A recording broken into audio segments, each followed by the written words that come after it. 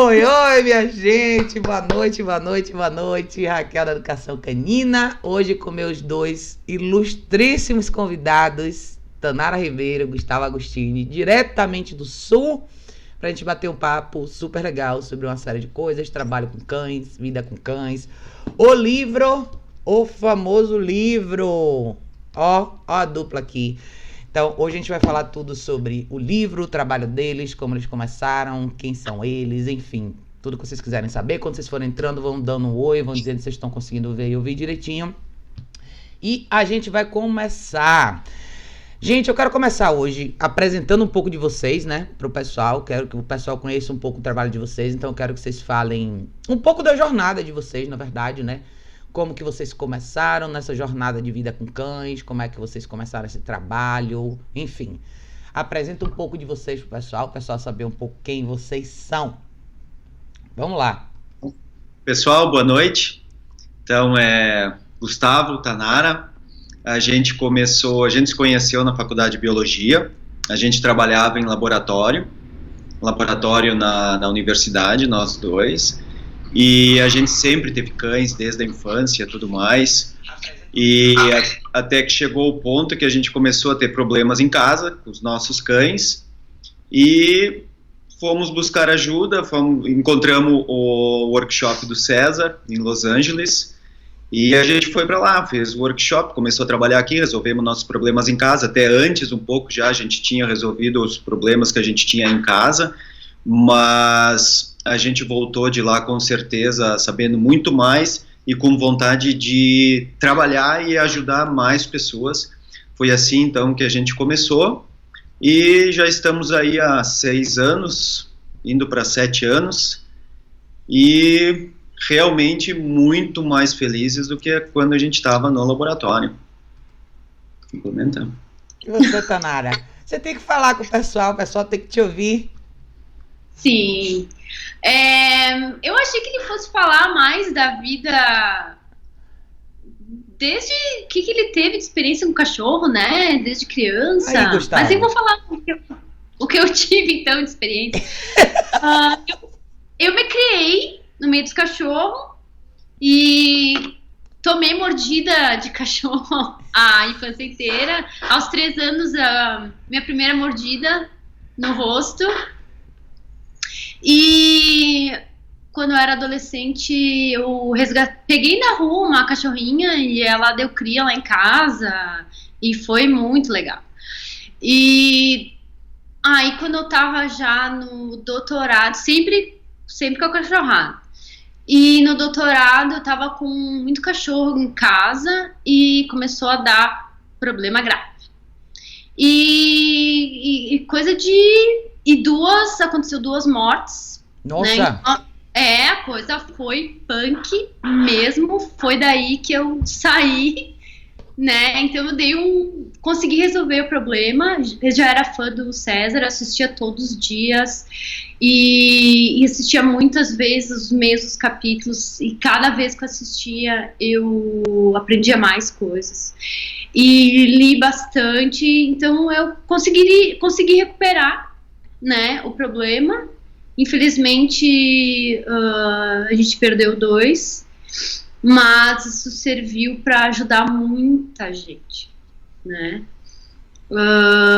Aí sigo reabilitando, e agressivos são o meu maior desafio, que eu adoro, né? E aí a gente segue aí fazendo consultoria, né? A gente também oferece hospedagem para os nossos clientes, né? Com o objetivo de manter o treinamento. Isso, eu ia perguntar um pouco para vocês sobre isso, pra gente entrar um pouco nessa esfera, né?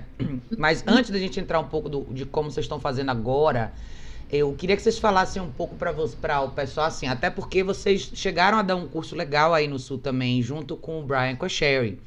Eu acho que esse é um negócio bem legal, assim, pro pessoal que não conhece, saber um pouco mais sobre o trabalho deles, né? Eu já traduzi vários textos legais da Sherry, já botei no site, eu falo de vez em quando sobre ela nos textos, eu acho que ela é uma pessoa super legal. O Brian, na verdade, foi uma pessoa que eu não cheguei a conhecer, porque quando vocês fizeram o curso, ele estava lá, quando eu fui, ele não estava. Então, eu conheci o Brian através de outra pessoa que fez o curso comigo. E essa menina falou, cara, você tem que conhecer esse cara é sensacional. Eu conheci ele como ele era o guru na época de coisa de cola eletrônica, então eu fui um pouco atrás do trabalho dele, descobri o trabalho dele, o trabalho da Cheryl, quer dizer, a Cheryl já se conhecia um pouco mais de nome, né? Mas eu queria que vocês falassem um pouco pro pessoal, andando um pouquinho mais pra frente, como foi essa ideia do curso que vocês deram, como foi a programação de trazer a Cheryl e o Brian, como é que foi a experiência deles aí com vocês, que eu acho que isso foi um negócio bem bacana, né? A gente se conheceu lá no Centro de Reabilitação do César, né, durante o workshop, e teve uma afinidade já bem no início entre eu, a Tanara e a Sherry, principalmente. E um dia de frio, naquelas montanhas lá, com muito vento, e eu e a Tanara estavam abraçados, e a Sherry chegou e abraçou a gente, e disse que já estava gostando, simpatizava muito com a gente, né? E eu disse para ela, um dia tu vai para o Brasil dar um workshop com a gente. E dito e feito, um ano depois a gente agendou um workshop com ela e com o Brian. Eles vieram para a cidade de Gramado, aqui no Rio Grande do Sul, uma cidade turística muito bonita, e a gente fez um workshop então com eles de 4 dias. Nesse workshop veio gente do Brasil inteiro. Foram diversas cidades, São Paulo, Belo Horizonte, gente aqui do Sul, Rio de Janeiro, então teve um público bem distribuído no Brasil. Foram 10 alunos, que é o que normalmente é feito nos workshops dela, né, para que possa atender todo mundo, mas foi gente de bastante lugar, teve cães bem interessantes, cães muito grandes, cães pequenos. A gente levou uma cadelinha bem pequenininha, que era uma piranha muito agressiva, né? Então foi um workshop, foi sensacional ter eles aqui, receber todo esse pessoal de fora. Ah, que maravilha. Eu lembro que na época eu vi bastante, até a gente sempre se falou, acho que de forma virtual, né? Porque a gente acabou se conhecendo por conta dessa história dos cursos e tal. E eu achei uma ideia sensacional vocês terem trazido eles para cá, né? São profissionais tão legais, são pessoas sensacionais, né? E sempre vale a pena a gente ter essas referências, né? Às vezes a gente queria que tivesse todo mundo um pouco mais perto, né? Pra gente poder se ver mais e fazer mais coisas junto, mas conta pro pessoal um pouquinho do trabalho de vocês no dia a dia, né? O que acaba surgindo mais para vocês?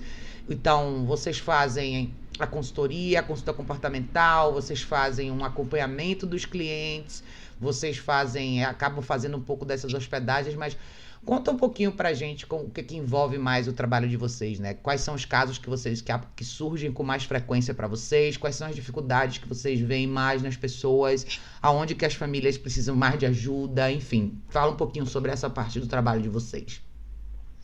Nosso carro-chefe, o principal é ensinar as pessoas que é possível, né? Com pouca coisa, com a postura certa, com a consciência certa, com a energia certa, com a intenção certa.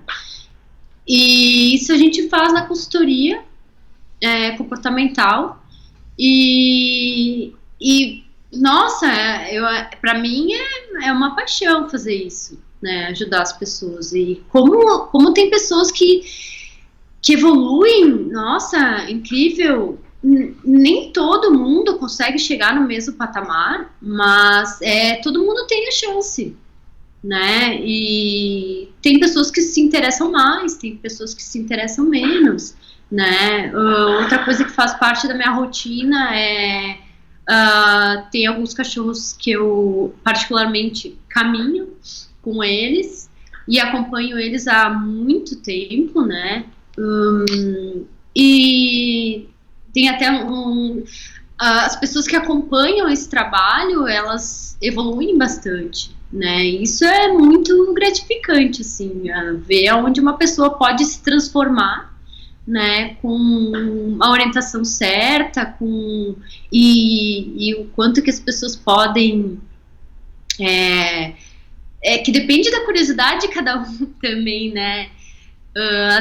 a pessoa querer ser genuinamente amar o seu cão, ser líder dele, guiar ele, proteger ele, né? Isso aí deveria ser para todo mundo, mas é para poucos, né? Por isso que eu te perguntei assim, mais ou menos o que você vê, né? Porque a gente estava falando um pouco disso na live de domingo com o pessoal, né? Dividindo um pouco dessas experiências que a gente tem. Então, quais são os casos que eventualmente surgem mais, né? O que é que a gente vê? São casos de quê? De cães mais ansiosos. Aqui em São Paulo a gente tem muito, né? Muitos cães muito ansiosos, que tem muito comportamento destrutivo, tem cães mais inseguros, que tem muita dificuldade de fazer muita coisa, muitos cães reativos. Então, mais ou menos a gente acaba meio que mapeando um pouco do que acontece, né? Eu gosto de perguntar isso pra vocês também, até porque vocês estão numa região diferente. Tem muita coisa igual, mas às vezes tem coisas diferentes. Então, tem pessoas que, por exemplo, aqui em São Paulo, pra mim, a maioria dos casos são de cães de apartamento, porque é centro urbano, todo mundo tá dentro de apartamento. É difícil pegar um caso de um cachorro numa casa. Já peguei alguns, mas a maioria, todos moram em apartamento. Então, por exemplo, pra vocês, é mais comum vocês pegarem pessoas que estão com cães em apartamento, que tem mais dificuldade, cães de casa, enfim. Qual o perfil, mais ou menos? Como é que você identificaria essas pessoas? Aonde exatamente essas pessoas estão? E o que é que chama mais atenção, né? Por exemplo, são cães mais inseguros, é o que chama mais atenção, são cães que as pessoas têm mais dificuldade de caminhar com eles, são cães mais reativos. Você falou que você tem uma paixão pelos casos mais difíceis, né? Dos cães mais agressivos. Então, dá alguns exemplos para o pessoal entender um pouco mais ou menos a arena, né? Onde é que vocês estão, como é que essas pessoas chegam até vocês e como é que vocês ficam sabendo desses casos e se isso realmente é o mais comum. São os casos de agressividade, são os casos de insegurança, ou se vocês veem mais um perfil mais em comum com as famílias, né? Aonde as famílias estão, do lado emocional, do lado de sensibilidade, nessa questão da liderança, onde as pessoas estão mais perdidas dentro desse conceito, né? Eu acho que seria legal as pessoas saberem um pouco sobre isso, na opinião de vocês. Olha, a gente atende tudo que é tipo de coisa, é variado. E casa, apartamento, isso aí também é bem variado. E tu quer acrescentar alguma coisa? Então, eu acho que muda a região, mas os problemas são similares.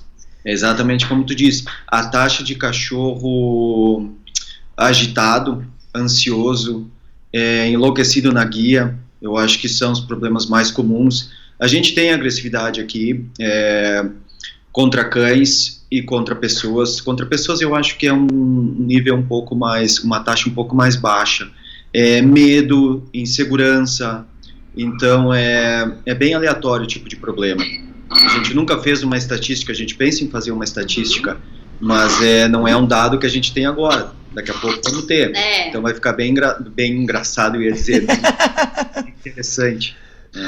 Eu falei porque esses dias eu estava conversando com outro profissional do Rio, ele trabalha no interior do Rio.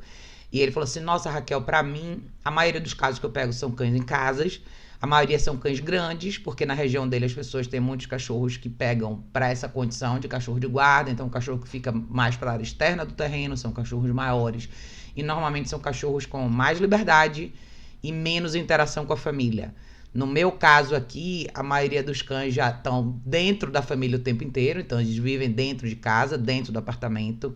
E às vezes você sente uma diferença um pouco em relação a na postura da família em relação ao cachorro. Tem isso, principalmente na diferença entre eu e ele nesse caso, né? Mas mais aqui, né? Pra nós também é mais ou menos o que tu pega e a gente deixa bem claro. E a gente quer que as pessoas entendam, né? Que não é pra todo mundo que a gente faz, né? Tem que querer muito. Sim. E ter muita vontade, tem que se dedicar e tem que ter consistência. E tem que perseverar, e não é todo mundo, tem gente que quer pronto, então, tem. Não é pra nós, né? Tem quem atenda isso, né? Tem cliente pra tudo que é tipo de serviço. Sim. E, enfim. O pessoal deu um oi pra vocês. Jim falou boa noite, cumprimentos. Marcos falou boa noite. Luciana, boa noite. Lucas disse Gustavo e Tanara. Esse é o nosso. O Lucas é o que desenhou a nossa capa. Lucas é o artista então daqui, ó. Esse aí. Lucas. Lá lembrar vocês, tá? O Andy, oi Raquel, Letícia. Letícia, boa noite. O pessoal do Bangalô aqui. O livro de vocês está indo. Tá vendo a promessa aqui do Gustavo, tá? Falando em livro, né, gente? Vamos entrar um pouquinho na esfera do livro, que eu acho muito legal a gente falar sobre esse livro, né? Muitos de vocês que acompanham... Desculpa, gente. Muitos de vocês que acompanham... falando na Sherry. Olha ela aqui, ó. Olha ela e o Brian ali, né? Vocês sempre me perguntam sobre livros, né? Livros em português. Então, quando eles lançaram o livro, eu até falei pra vocês que é um livro muito legal, que vale muito a pena vocês comprarem, acompanharem. O livro é super bacana. Talvez um dos livros mais completos agora em português pra vocês. Quem quer começar, quem quer entender como as coisas funcionam. Então, o livro vale muito a pena. Eu vou mostrar pra vocês aqui no site deles, quando vocês entrarem aqui no... Cadê? Deixa eu botar aqui na página dele, pexway.com.br. Quando vocês entrarem no site, vocês vão encontrar aqui o livro deles. Deixa eu dar um reload aqui na página para vocês verem. Vocês podem ver sobre o livro. Dá pra... Como que normalmente o pessoal faz? O livro físico, aqui é o site deles, vocês podem conhecer o trabalho da turma direitinho. Tem aqui a foto do Gustavo, da Tanara, com o Júnior. E aqui logo quando vocês entrarem aqui, vocês podem ser redirecionados para a página onde vocês podem saber mais sobre o livro, tá? Então, fala um pouquinho, gente, sobre esse livro, né? Como é que surgiu esse livro? Qual foi a ideia? De onde que veio essa coisa de tem que escrever esse livro? E como é que foi esse planejamento tudo aí? Conta pro pessoal, que eu acho Isso foi uma ideia bem antiga minha. Ainda quando eu estava, talvez acho que eu não estava nem no doutorado. Eu já brincava um pouco de escrever alguma coisa, mas... Era uma coisa completamente aleatória isso, e aquilo não vingou, não foi a lugar nenhum, né? Mas eu comecei a escrever ele em meados ali de 2014, eu acho. Rascunhos, né? Fazia um pouquinho de texto, eu e a Tanara escrevia para algumas revistas, tipo a Cães e Companhia e uma outra mais... E eu acabei colocando esses textos juntos e pensei em fazer um livro, apenas juntando esses textos, né? Mas então eu vi que realmente estava necessitando algo muito maior do que isso. E nós, como biólogos, a gente estuda muito a parte mais da biologia canina. E eu busquei já várias vezes livros que fossem similares, assim, falando um pouco de biologia canina, um pouco de psicologia canina, e isso eu não conseguia encontrar, nem aqui, nem no exterior. Então surgiu a ideia de juntar a biologia com a psicologia canina. Então, como biólogos, como cientistas, a gente tem muito acesso à informação científica, artigos muito atualizados de pesquisas na área de cães, que são pesquisas extremamente interessantes e que o público não tem acesso. Muitas vezes é difícil até para nós, dentro de um laboratório, conseguir artigos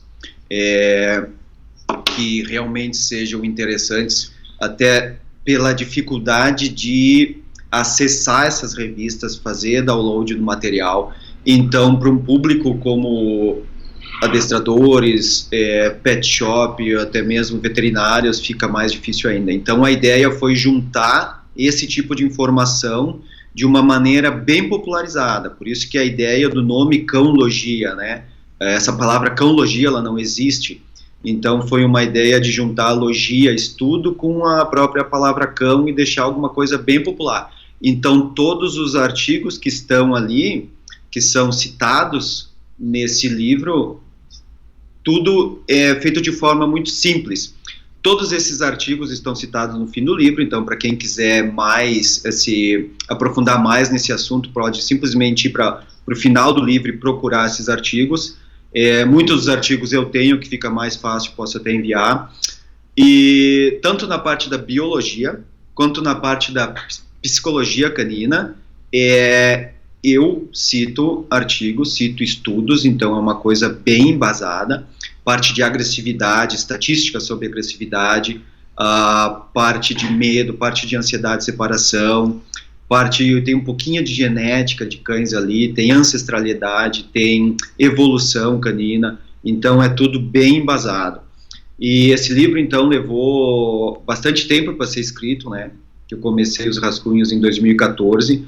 No ano de 2017 foi onde a gente colocou bastante empenho nesse livro para poder publicar ele. E ele acabou saindo, então, no final de 2018. Então, ele é bem recente, né?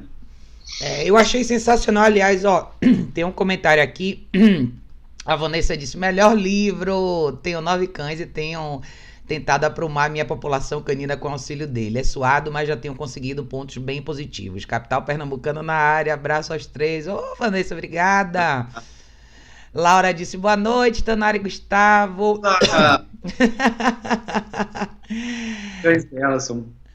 Maria Caroline disse, boa noite, leitura imprescindível para quem quer entender melhor seu cão. Aí sim, hein, gente, vocês estão arrasando. Eu achei o livro sensacional, acho super bacana as pessoas poderem ter esse grau de esclarecimento, até pelo ponto de vista de vocês, que vocês são acadêmicos, estudiosos, né? Então, eu acho importante as pessoas ouvirem essa parte de vocês, né? Então, achei muito legal mesmo. Eu tenho o link lá no site, quem quiser, Educação Canina, vocês entrarem lá, tem um site do livro deles, é só procurar pela capinha aqui, no lado direito, vocês vão achar, tá? Não tem segredo, vale muito a pena. Marcos tinha deixado uma pergunta aqui, ele falou, eu trabalho em um bairro nobre, moro na periferia de São Paulo e eu vejo que os problemas dos cães com os donos são os mesmos. É verdade, Marcos, eu acho que é como o Gustavo falou, né? A região muda, mas os problemas nem tanto, né? Quando a gente foi, assim, a gente foi em épocas diferentes, a gente foi no mesmo ano, mas não é diferença de meses fazer esse curso lá fora. E eu acho que tanto vocês dois podem atestar isso como eu, que a gente vai numa turma grande, né? Tem pessoas de lugares do mundo diferentes. E durante o período que a gente passa lá, você escuta, né, o testemunho de pessoas diferentes. Assim, pessoas da Europa, pessoas dos Estados Unidos. Então, existe uma questão meio que global em relação a convívio com cachorros, né? As pessoas convivem com animais de forma geral, né? Então, muita gente tem dificuldade justamente nessa questão de liderança, né? Eu acho que eu quero que vocês falem um pouquinho sobre isso também, porque é uma coisa meio que universal. Como o ser humano se tornou tão próximo do animal, como a gente de uma forma ou de outra trouxe o animal para a vida da gente, sem necessariamente entender a dinâmica da espécie nesse sentido, né? A importância da presença de liderança que precisa existir no contexto da vida do animal e por que isso faz tanta diferença, né? No convívio com o cachorro e nas respostas que o cachorro eventualmente apresenta em situações diferentes. A gente vê isso muito, principalmente em casos de cães inseguros, né? Cães muito ansiosos, mas cães inseguros que se tornam ansiosos justamente porque acaba não existindo aquela pessoa no contexto que, ao mesmo tempo, advoga pelo cachorro, mas que sabe definir as regras dentro das quais o cachorro tem que viver, que sabe apresentar esses limites de uma forma clara. Então, eu sinto hoje que a dificuldade maior é você virar essa chave um pouco, né? Fazer as pessoas entenderem o quanto isso é necessário e por que as pessoas têm essa dificuldade de ver o papel de liderança como uma coisa positiva. Acho que essa é a palavra, né?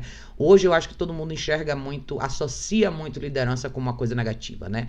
As pessoas acham que a liderança é uma coisa ruim porque você vai estar tirando a liberdade do cachorro, o cachorro não vai poder fazer necessariamente o que ele quer e que vida é essa e assim vai. Então, eu acho que todo o contexto, muito dentro do que a gente faz, né? A parte de consulta comportamental envolve muito esse diálogo de fazer as pessoas entenderem como isso é importante, como isso faz diferença na vida das pessoas. E a gente traz muito isso para a esfera da analogia, né?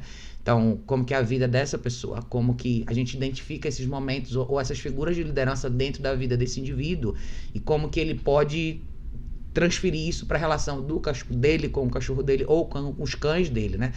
Principalmente quando a gente fala de grupos, né? Ontem até eu fiz uma live falando sobre essa questão de dificuldade de cães em grupos, que eu recebo muitas perguntas de muita gente aqui que tem brigas entre cães da mesma casa, né? Então envolve uma série de coisas, mas primordialmente falta muito essa presença de liderança, né? Então eu queria que vocês falassem um pouquinho sobre essa parte. Eu acho que essa parte é importante para todo mundo, em qualquer lugar do mundo, né? O que a gente vê muito é uma necessidade da pessoa em dar afeto ao cão, não necessariamente a necessidade do cão, mas a pessoa ou tem um carinho em excesso que ela precisa dar, ou ela ama demais o cão e ela acaba vendo naquele animal uma psicologia humana. né? Então a pessoa ela tenta muitas vezes justificar de forma humana o problema que o animal está tendo, ou simplesmente entende que ele é assim.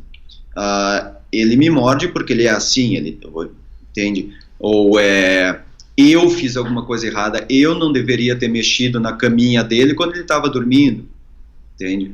Então o nosso papel é fazer com que a pessoa volte atrás e entenda como é que a mente do animal funciona. Volte atrás, eu digo, lá para a parte mais primitiva do ser, de conseguir diferenciar o animal do humano e tentar não entender esse animal como um pequeno humano, né?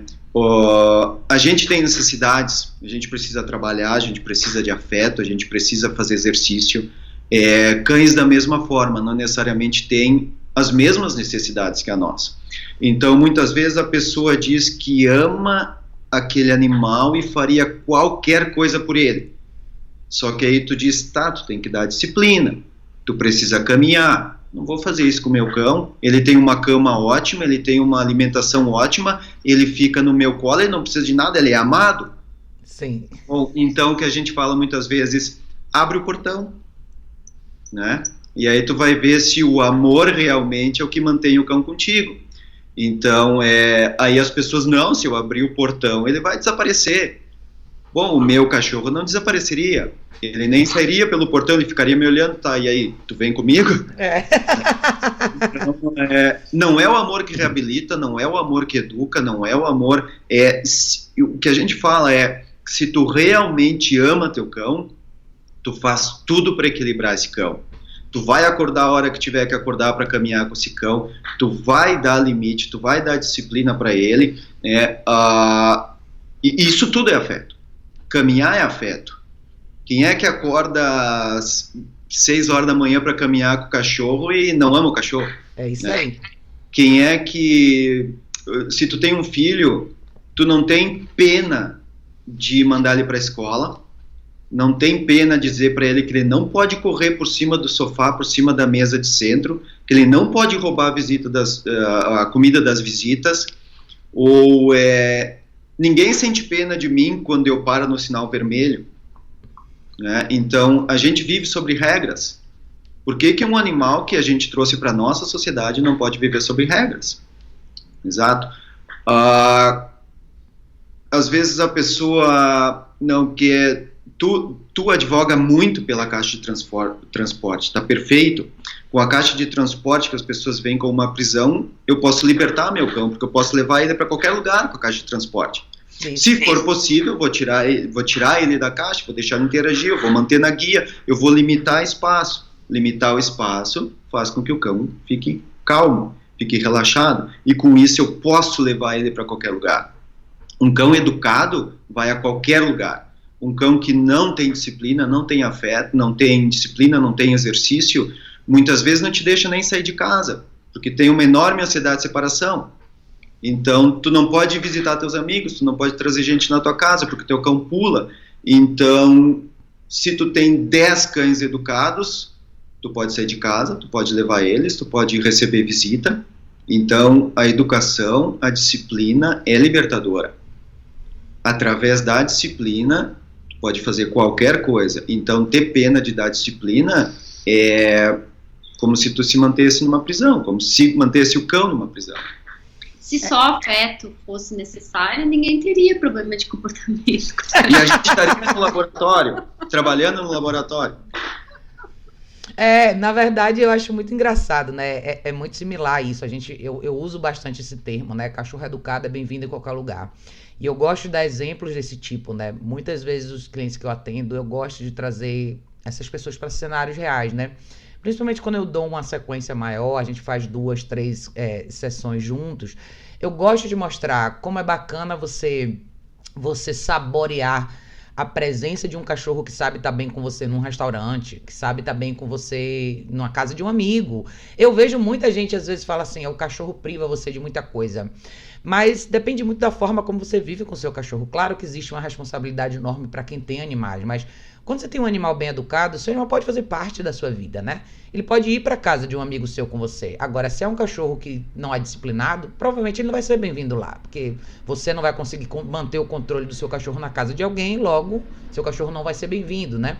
Então, as amarras da liderança, na verdade, elas são libertadoras. Eu achei muito legal você falar nesse sentido, né? A gente vive sobre regras o tempo inteiro. Se você passar do limite, você toma uma multa. Eu que moro em prédio, se você fizer barulho, você toma multa. Você não pode incomodar seus vizinhos. Você sabe até que hora você pode receber visita. Enfim, regras estão ao redor da gente o tempo inteiro para fazer com que a sociedade funcione melhor. E você até deu um exemplo interessante, que eu já atendi pessoas assim. Eu já atendi um casal que estava sem receber visitas há 1 ano por causa do cachorro.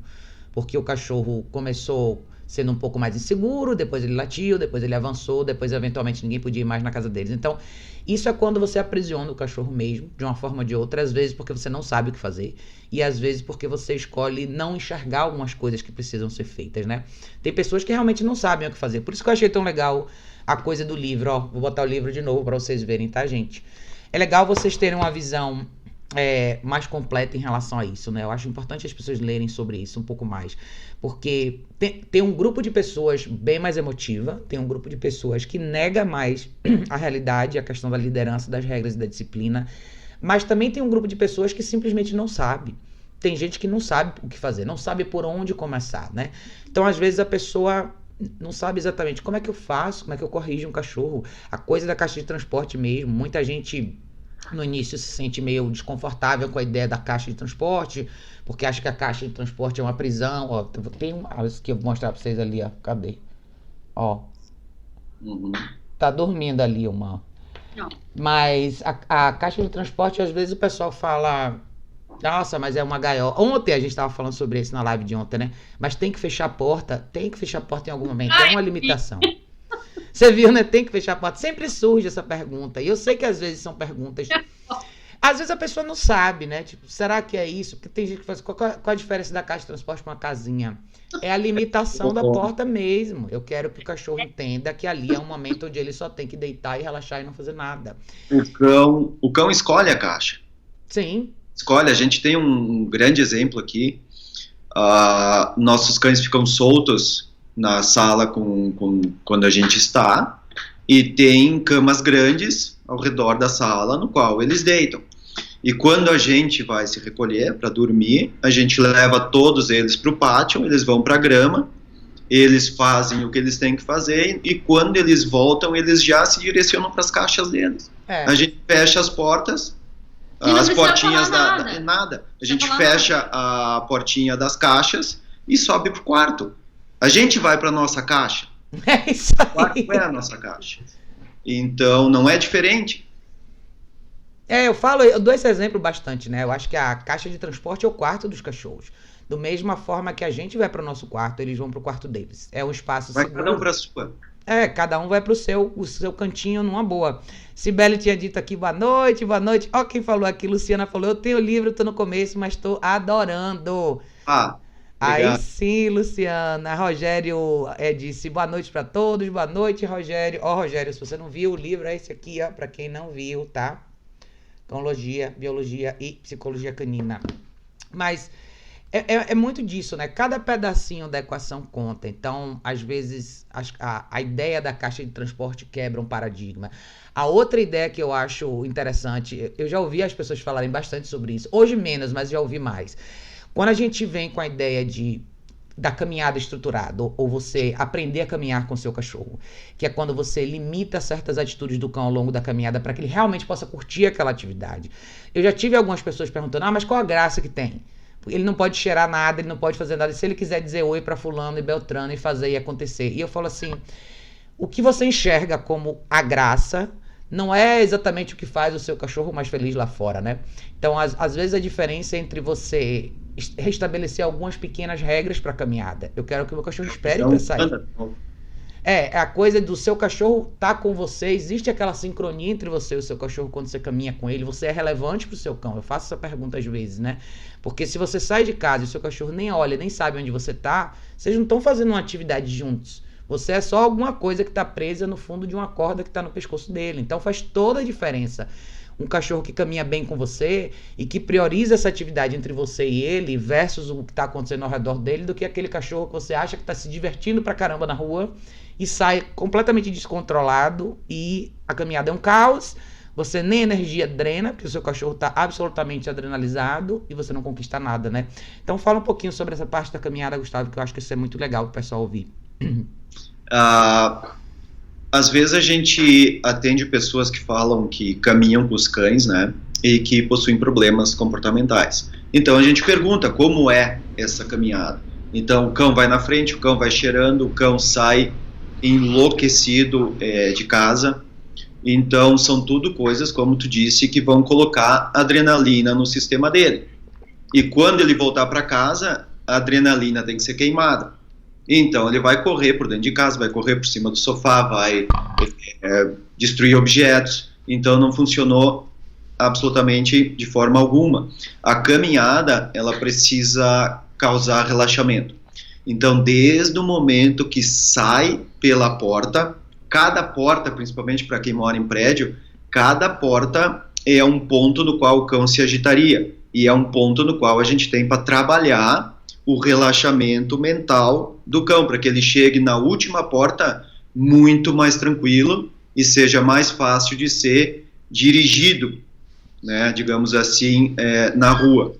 O cão precisa saber quem está com ele, senão da mesma maneira que tu falou, amarra ele numa sacola e ele sai, entende? Então não é diferente do que isso. Porque se tu tem um problema na rua, esse cão tem que te ouvir. E se ele nem sabe que tu tá ali, ele pode atacar outro cão, pode fazer o que quiser. A técnica que viu no programa do César, a técnica que a gente passou, não vai funcionar, porque o cão não te vê como um líder. Um líder é a pessoa que guia, e a guia serve para guiar, né?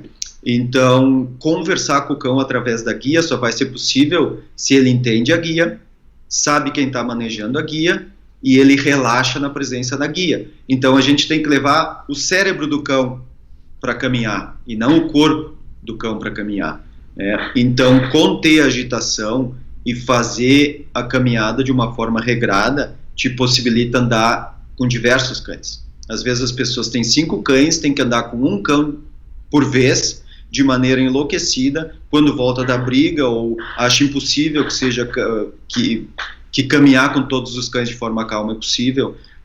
Então, caminhar da forma regrada te possibilita que o cão esteja conectado contigo, e se ele tiver medo de um caminhão ou queira atacar outro cão, tu vai poder, de forma sutil, avisar para ele que ele está errado e dizer que ele tem que ter calma.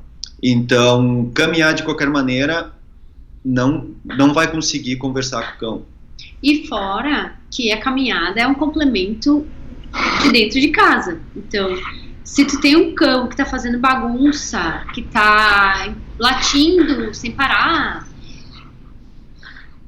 tu quer corrigir ele, tu precisa ser uma referência para ele, né? Então, tu precisa treinar ser uma referência. Então, caminhar colocando regras e limites é o mínimo para ele conseguir te ver como uma referência, e dentro de casa tu colocar os limites e as regras que tu precisa para ter paz com o teu cachorro, harmonia com ele, né? Paz com os vizinhos também, né? E às vezes a gente chama a gente por causa que a pessoa tá lá, já tem dívida no condomínio, porque o cachorro tá aprontando demais, fazendo barulho, né? Eu acho legal a gente falar sobre isso, né? Porque a guia serve para isso, para guiar. E eu acho que a Tanara fez um link importante, né? A maioria dos cães que tem essa postura desgovernada na caminhada, normalmente são cães que agem de maneira similar dentro de casa, né? E Gustavo falou num ponto super importante: você só vai influenciar, só vai ter um poder de influência sobre o seu cachorro na rua se o seu cachorro tá com você de verdade, né? Então não é só o corpo, é a mente também. É o seu cachorro literalmente tá fazendo parte dessa atividade junto com você, considerando você ali dentro, considerando o que é que você, a sua direção naquela situação, né? E eu acho que o mesmo vale para dentro de casa. Uma coisa que eu vejo, assim, Principalmente em cães com essas características, quando as pessoas chamam, elucidando esse problema, o que a gente vê é, normalmente esses cães têm muita liberdade dentro de casa, eles têm muita liberdade de escolha dentro de casa, eles podem fazer o que eles quiserem em casa o tempo inteiro. Muitas das coisas que acontecem ali dentro passam como despercebidas, então, às vezes o cachorro late quando acontece isso, ou às vezes quando acontece aquela situação o cachorro faz isso. Todo mundo às vezes acha isso, a maioria das pessoas acham que esses pedacinhos são irrelevantes, mas tudo isso junta e você acaba vendo o resultado final disso quando você apresenta o cachorro para uma situação de universo social. Seja na caminhada, ou seja quando visitas chegam em casa, ou quando você tem que levar esse cachorro em algum lugar, mesmo que seja no veterinário, por exemplo. Tem muita gente que tem muita dificuldade em levar o cachorro numa consulta veterinária porque o cachorro é absolutamente alucinado e ele chega na sala de espera, ele quer ir em cima de todo mundo. E não necessariamente um cachorro de personalidade ruim, vamos dizer assim, um cachorro agressivo por si só. Muitos cachorros que todo mundo diz, meu cachorro é super dócil, ele é super animado, e essa super animação faz com que o seu cachorro seja inconveniente no ambiente social. Se você deixa o seu cachorro pular em todo mundo dentro da sua casa, o que você acha que vai acontecer quando você chegar com ele no pet shop um dia? Ele vai fazer a mesma coisa, né? Então é a história de eu tô em casa comendo, eu não me importo se meu cachorro sobe na mesa, eu fico dando vários pedacinhos de pão pra ele. E se eu quiser ir um dia tomar um café na padaria, ele vai fazer a mesma coisa, ou num restaurante, ou na casa de alguém, ou se tiver um churrasco em casa. Então, eu acho legal esse link, né? Que é uma coisa bacana que a gente acaba construindo e esclarecendo na consulta comportamental, como esses pedacinhos todos se juntam, né? Como essas coisas no final, às vezes a pessoa relata um problema só, que é, meu problema é só na caminhada, é só na rua, ele só puxa demais. Não é. E aí você volta, e se você voltar e olhar todo o contexto geral, você descobre que tem vários nozinhos, vários pedacinhos ali, né? Que precisam ser ajustados, né? O comportamento do cão tá tudo entrelaçado. A gente está treinando o cão o tempo inteiro. Às vezes as pessoas dizem que não tem tempo para treinar um cão, mas ele está sendo treinado o tempo inteiro. Então, todos os comportamentos, eles estão entrelaçados.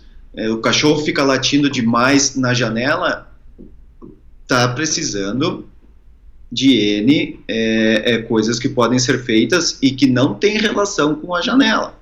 Sim. Né? Por exemplo, vai fazer um place, vai treinar uma caixa, vai caminhar, tem que fazer exercício, e muitas vezes tu nem precisa corrigir ele no momento que ele late na janela, porque ele simplesmente deixa de latir. Né? Porque ele acorda com energia X todas as manhãs, e essa energia ela vai para algum lugar. E é o que a gente sempre fala, o cão não vai pegar essa energia, vai lavar a louça, vai varrer a casa, ele vai fazer alguma coisa ruim. Sim. Então, não me basta dizer, não late na janela, aí ele vai roer o sofá. Não rói o sofá. Aí ele vai cavar no meu pátio. Não cava no pátio. Mas o que ele vai fazer com a energia? Então, eis que entra a liderança, a caminhada, o exercício. E caminhada, é como eu coloco no livro, a caminhada não é passeio. Né? Passear, eu passeio no shopping, eu posso durante 1 hora olhar 5, 6 lojas no shopping. Mas se eu for caminhar, durante 1 hora eu cruzo a cidade, que é menor que a de São Paulo. Senão precisa um metrô. Senão ia ficar difícil aqui, Gustavo, em 1 hora. Mas é exatamente o que você falou, né? Existe a diferença da caminhada para o passeio e esse tom que tem que existir, né? E eu acho que o grande benefício disso é uma grande sincronia que você ganha com o seu cachorro. E é uma coisa legal que você falou um pouco mais cedo, de às vezes as pessoas não entendem por que alguém consegue caminhar com 2, 3, 4, 5, 6 cães. Porque quando você estabelece isso individualmente com cada animal, não é tão complicado assim você ter um grupo maior que segue você, que é um grupo que você consegue influenciar. E isso não tem a ver necessariamente com força, isso tem a ver com a sua presença, com a forma como você vive com o seu cão. Então, eu acho que a grande frase é: como você vive com o seu cão dita como o seu cachorro se comporta todos os dias. E muita gente, às vezes, não entende exatamente o que você falou. A gente está treinando o cachorro 24 horas do dia. Quer a gente reconheça isso ou não. Então, eu sempre falo sobre coisas interessantes que a gente pode fazer no dia a dia para ajudar o cachorro a ter um comportamento melhor. Mas eu acho que a coisa da atividade física ainda não é tão claro para as pessoas a ideia dessa grande diferença, né, entre passeio e uma caminhada legal. E como uma caminhada bacana faz diferença. E eu acho que faz diferença pra gente também. Eu já atendi alguns casos das pessoas falarem: não, mas meu cachorro caminha bem. A caminhada não é o problema pra ele. Eu falo assim, não, mas vamos lá fora, vamos ver então, né? Aí você vai lá fora, quando você vê, não é bem assim, né? Porque eu acho que às vezes a pessoa fica meio com medo, tipo assim, eu não quero nem mostrar essa parte, porque eu não quero mexer aqui, sabe? Eu quero deixar como... Não precisa não. Eu falo, não, vamos lá fora, vamos ver como é que é, né? E aí você começa a ver, tipo, existe mais liberdade aqui. Ou seja, será que o cachorro não tá necessariamente dando muita relevância ao fato de você estar aqui. Beleza, ele não tá saindo correndo, mas assim, não existe essa conexão. O cachorro não tá sincronizado com você. E o poder de influência da gente tem que ser muito grande dentro de casa. Porque na hora lá fora não vai fazer diferença. O cachorro vai falar assim, cara, eu faço o que eu quero o dia inteiro lá dentro de casa. Por que aqui fora eu vou escutar o que você tá falando? Que poder de influência você quer ter comigo se o tempo todo eu faço o que eu quero, né? Então, tem muito disso, né? E eu acho que o grande X que eu vejo muito aqui em São Paulo também é a coisa do comportamento social dos cães, né? Não só na questão da caminhada em si. De um tempo pra cá, eles abriram muita oportunidade. Agora, cachorro pode entrar em todos os shoppings, tem um monte de restaurantes que cachorro pode ir, tem um monte de lugar que agora você pode ir com o seu cachorro. Só que o que aconteceu?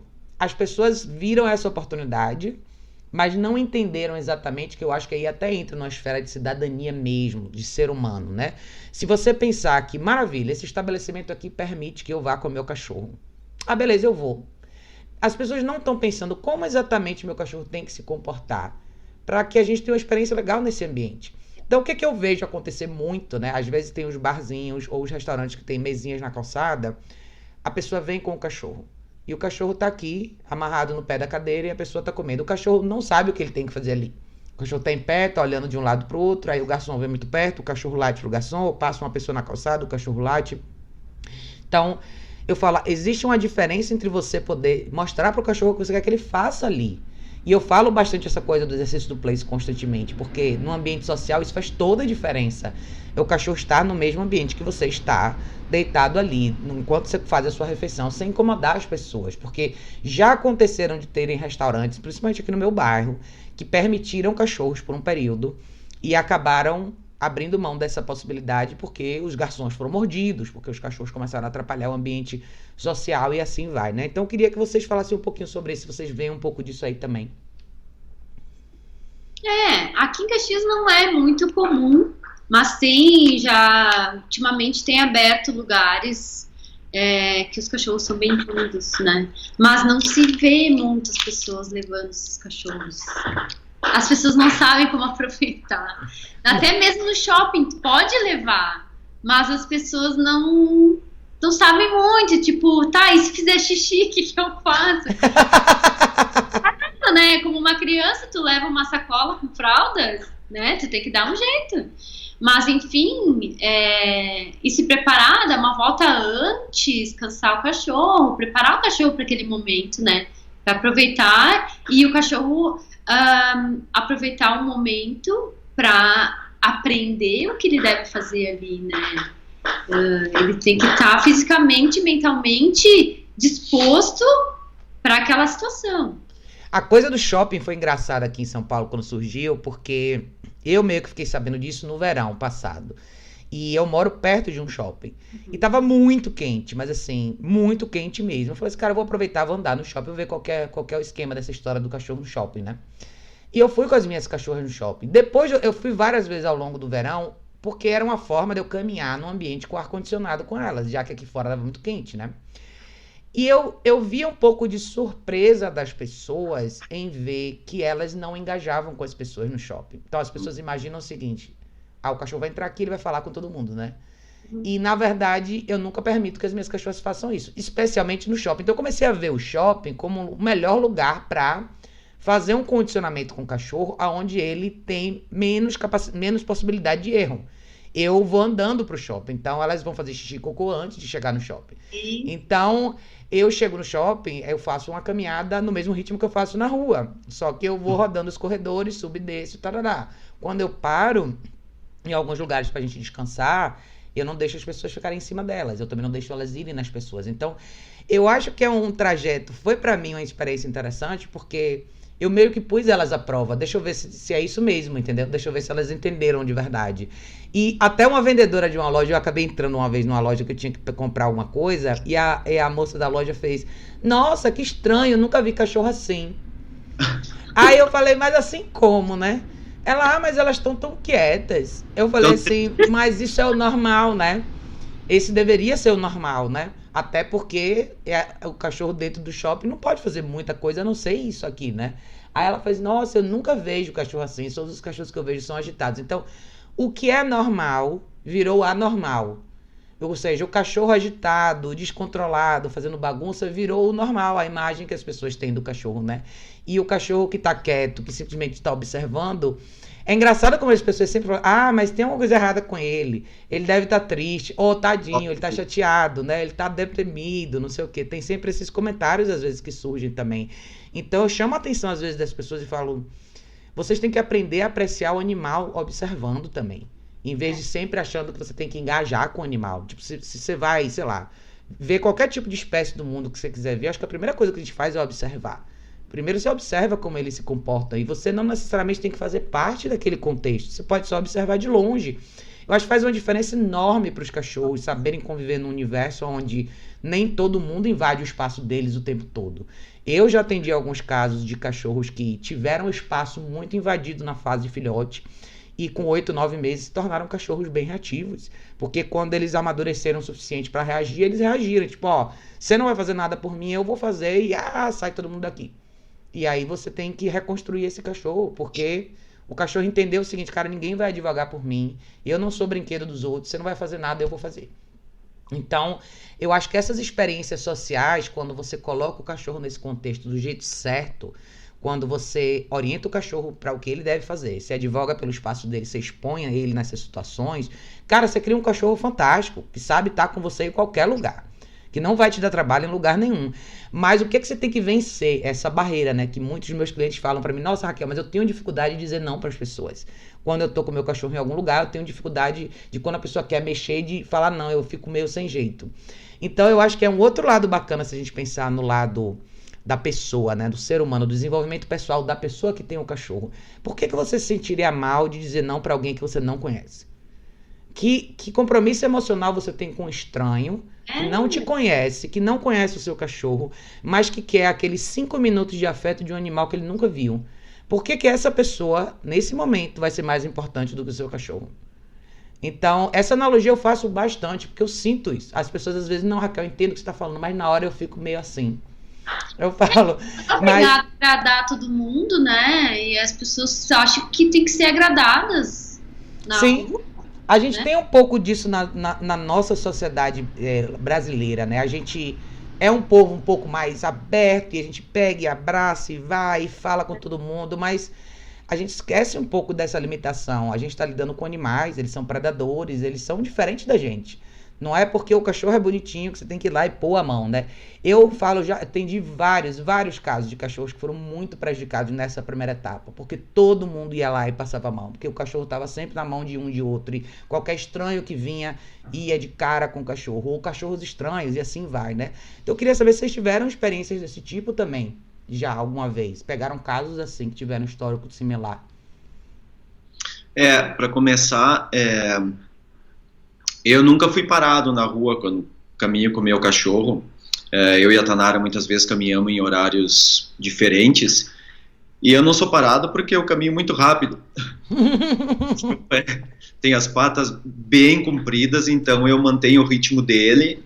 E eu caminho bastante rápido. Às vezes as pessoas falam alguma coisa e eu passo porque eu não saio na rua com o meu cachorro para fazer amizade. Eu saio na rua porque ele precisa de exercício. Então, não vejo por que parar, mas algumas vezes que eu estou na sinaleira ou alguma coisa que alguém pergunte sobre o cão, às vezes as pessoas perguntam se morde, porque é um cão grande, então nunca aconteceu da pessoa vir chegando a mão, invadindo o espaço dele, mas as pessoas perguntam, ele morde? Eu digo, bom, ele tem boca, tem dente, quer dizer, tem tudo para morder, agora vai depender do que tu fizer ou do que ele quiser, se sentir que tu invadiu o espaço dele ou não, né? Então, eu nunca digo que não morde, porque eu posso estar errado naquele momento. Sim. Ele tem boca, ele tem dente, ele pode morder. Mas realmente falta respeito do ser humano para com o animal. invadir o espaço do animal esperando que ele vai te amar por causa disso, não funciona. É o que a gente sempre fala. Imagina que tu esteja numa parada de ônibus, esperando o teu ônibus, e vem um lunático vestido de palhaço, com um nariz enorme, e voa em cima de ti e te diz: nossa, como teu cabelo é lindo, e te abraça e diz, entende? Te dá um beijo. É a mesma coisa, a visão do cão seria essa, é um estranho voando para cima dele, abraçando ele, e grande parte dos cães não gosta disso, entende? O meu cão, ele chega a dar um pulo para trás se tu fizer alguma coisa dessas, então não é bem-vindo. E muitos cães são assim, mas as pessoas não entendem. Aí se tu diz que ele tem medo, pobrezinho tem medo, e a pessoa vai mais ainda porque ela quer ajudar o cachorro. Não é assim que funciona, né? Tem mais uns comentários aqui, quem veio que falou aqui, deixa eu ver aqui, ó. Cadê? Rogério tinha dito, sim, eu digo aos clientes que o passeio começa com o que construímos de comportamento no dia a dia. Perfeito, sempre com limites. É isso aí, Rogério. Ele falou, tô adorando assistir vocês, parabéns, maravilha, obrigada. Remanso disse, meu nome é não, é isso aí, Remanso. Meu nome é não, exatamente. Remanso, é uma figura, viu? Maria tinha dito, esse é o comentário, se o cachorro tá quieto é porque tá deprimido ou tá doente. Já escutei muito isso, viu, Maria? Pobrezinho, tá calmo. Tadinho. Ó, Eduardo aqui. Eduardo falou, galera top das galáxias. Aí, Edu. Duda. Edu falou, acontece muito quando estamos treinando cães de clientes. Pois é, a coisa eu sempre falo que tem a síndrome do cachorro pequenininho ou cachorro muito bonitinho, né? É que Gustavo é atleta, anda mais forte, assim, e você tem um cachorro grande, né? Aqui em São Paulo, se o seu cachorro é médio ou pequeno e ele tem alguma coisa de bonitinho, assim, sempre tem alguém que já vem de longe, assim, né? Tipo, já fica olhando, tipo, querendo ver. Teve uma menina no shopping uma vez que veio correndo. Eu nem tinha visto de onde ela tava indo. Eu tava andando no corredor, já tava quase pra ir embora. Ela saiu de uma loja correndo, veio na minha direção pro lado, assim, ai, moça, pelo amor de Deus, posso brincar com elas? Eu falei, não. Porque assim, você tem que aprender a dizer não. Eu acho que uma grande lição que a gente tem disso é, se você não sabe dizer não para um estranho, como você vai dizer não para o seu cachorro? Como você vai discordar do seu cachorro? E se você não sabe dizer não para o estranho, provavelmente você tem algumas questões na esfera profissional, na esfera familiar, na esfera social, onde você às vezes pode ser uma pessoa que tenha mais dificuldade de fazer sua voz ser ouvida, né? Às vezes você pode ser essa pessoa um pouco mais frágil, que não esteja nesse lugar onde você se sinta com força suficiente de dar a sua opinião. E isso tem uma relação direta em como você vive com seu cachorro e como seu cachorro reage com você, porque cachorro, a gente não mente pro cachorro. O cachorro sabe exatamente quem você é nesse sentido. Você pode fingir com seus amigos, com seus familiares, com seu marido, com o pessoal do seu trabalho, mas o seu cachorro enxerga exatamente quem você é. Se o seu cachorro entende que ele pode e não precisa te levar a sério, ele não vai te levar. Então, você vai acabar estando numa posição invertida, e é assim que muitos cachorros começam a ter guarda de recurso com as pessoas. Começam a ser aqueles cachorros que não deixam mais ninguém chegar perto da pessoa. Você se torna tão frágil que o seu cachorro percebe que no final é você que precisa de ajuda, ou você que não está pronto para ser exposto ao universo social. Então ele literalmente isola você. E tem gente que vê um certo conforto emocional nisso. Ele me ama, ele gosta de mim, ele prefere estar comigo do que qualquer outra pessoa. E esses são casos bem difíceis. Eu já atendi alguns casos assim. E é um trabalho com a pessoa mesmo, para a pessoa entender o quanto isso é tóxico para os dois lados, né? E você vê, as coisas realmente vão se amarrando uma na outra, né? A dificuldade da liderança, a falta de autoconfiança da gente como ser humano, de estabelecer o nosso lugar, né? Seja no universo social, familiar, e acaba que o seu universo vai fechando e vai ficando só você e aquele cachorro ali. E isso é uma vida muito triste, eu acho, para a pessoa e para o cachorro, né? Que fica numa situação como essa. Então, queria que vocês falassem um pouquinho sobre esse pedaço, né? Da guarda de recursos, como é que as coisas chegam aí, vocês já viram casos assim? Só para complementar ali, quando a pessoa não consegue dizer não, vai chegar um momento no qual o cão vai dizer não. Isso aí. Até para quando tu falou que tu disse não para aquela pessoa, né? Uhum. Porque se a pessoa aborda o cão e tu diz que não pode, o cão vai se sentir seguro. Senão pode chegar um momento no qual a pessoa vai abordar e o próprio cão vai dizer não, no meu espaço tu não vai entrar. É isso né? aí. Então, essa é a diferença, eu acho, né? É quando... Eu acho que isso estabelece a relação de confiança do cachorro com você. Que eu acho que esse é o paralelo que eu queria que você falasse um pouco, né? Existe a diferença entre você ser essa figura de liderança, uma pessoa forte que advoga pelo seu cachorro e sabe estabelecer essas barreiras para que o seu cachorro se sinta seguro com você, versus você estar na posição inversa, onde você é frágil demais, você não consegue dizer não, você meio que sem querer, consciente ou inconscientemente, você joga essa responsabilidade nas costas do seu cachorro para que o seu cachorro te defenda o tempo inteiro. E isso é uma quebra de confiança, pelo menos eu acho que é assim. O cachorro não confia mais em você, você agora não é mais uma figura de liderança, você acaba sendo um membro mais frágil no máximo, que precisa ser isolado do grupo, porque você não está pronto para estar em lugar nenhum. Eu acho que guarda de recurso, cachorro possessivo, talvez são os casos mais complicados, assim. Porque não é tanto em relação ao cachorro, é muito mais em relação à família que tem esse cachorro. Então, os casos de cães possessivos, eu acho que 90% do trabalho é com o ser humano envolvido na situação. Porque essa chave não é difícil de virar. É simplesmente a pessoa tomar uma postura diferente em relação ao cachorro. Eu acho que essa é a parte, a mudança mais difícil, né, para as pessoas nessa hora. O cão que controla, ele precisa ser controlado, para perder essa vontade de controlar, né? E o humano vê muito a posse do cão como um ciúme. Ele tem ciúme do brinquedo, ele tem ciúme de mim. Ninguém pode chegar perto de mim, e muita gente acha isso bonito, né? Mas é um estresse para o cão, está gerando um grande estresse para o cão. O cão tem que ter uma posse de algo, até a pessoa é um recurso, né? Sim. Então aquilo que ela chama de ciúme é uma guarda de recurso.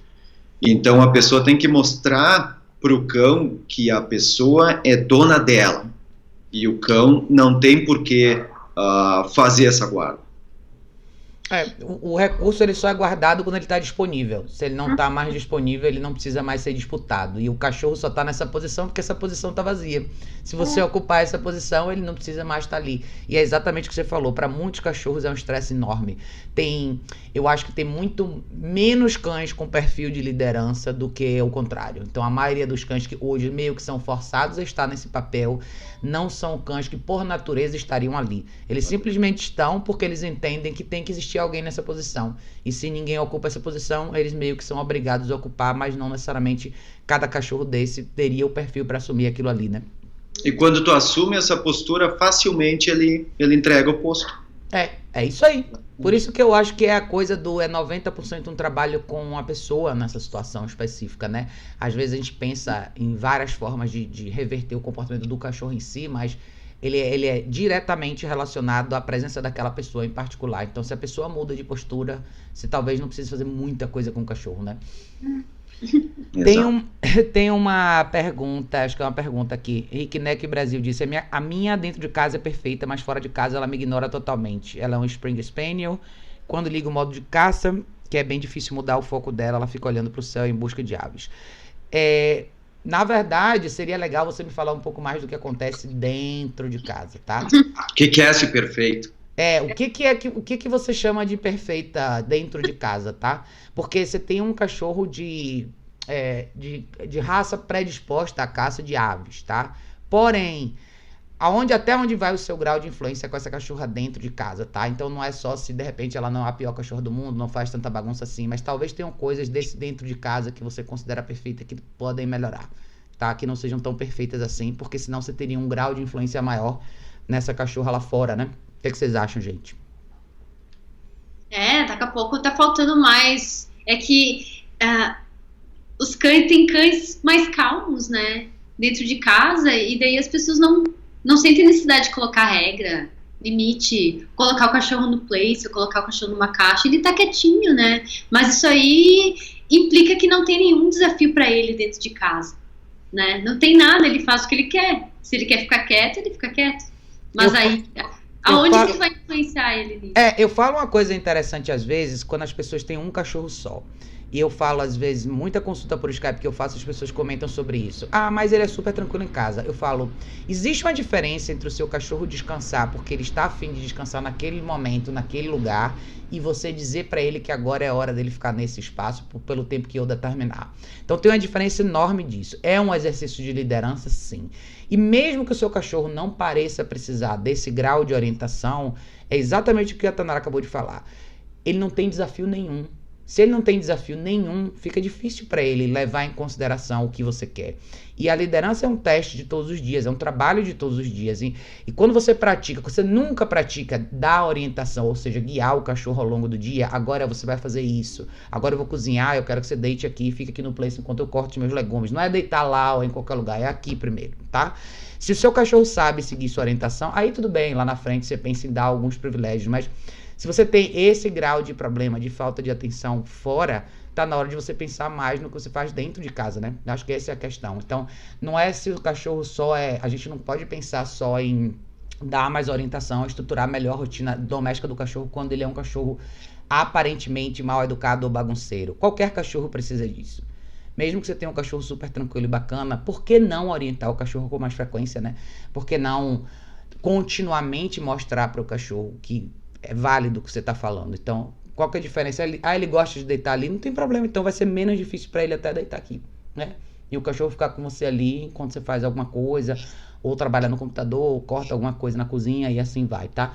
Então, acho que isso faz toda a diferença do mundo. Outra coisa que eu queria ver com vocês aqui, gente, conversar um pouco, é sobre como é que tá a dinâmica de atividade de vocês, né? A Tanara comentou um pouquinho comigo mais cedo que vocês hospedam alguns cachorros de vez em quando.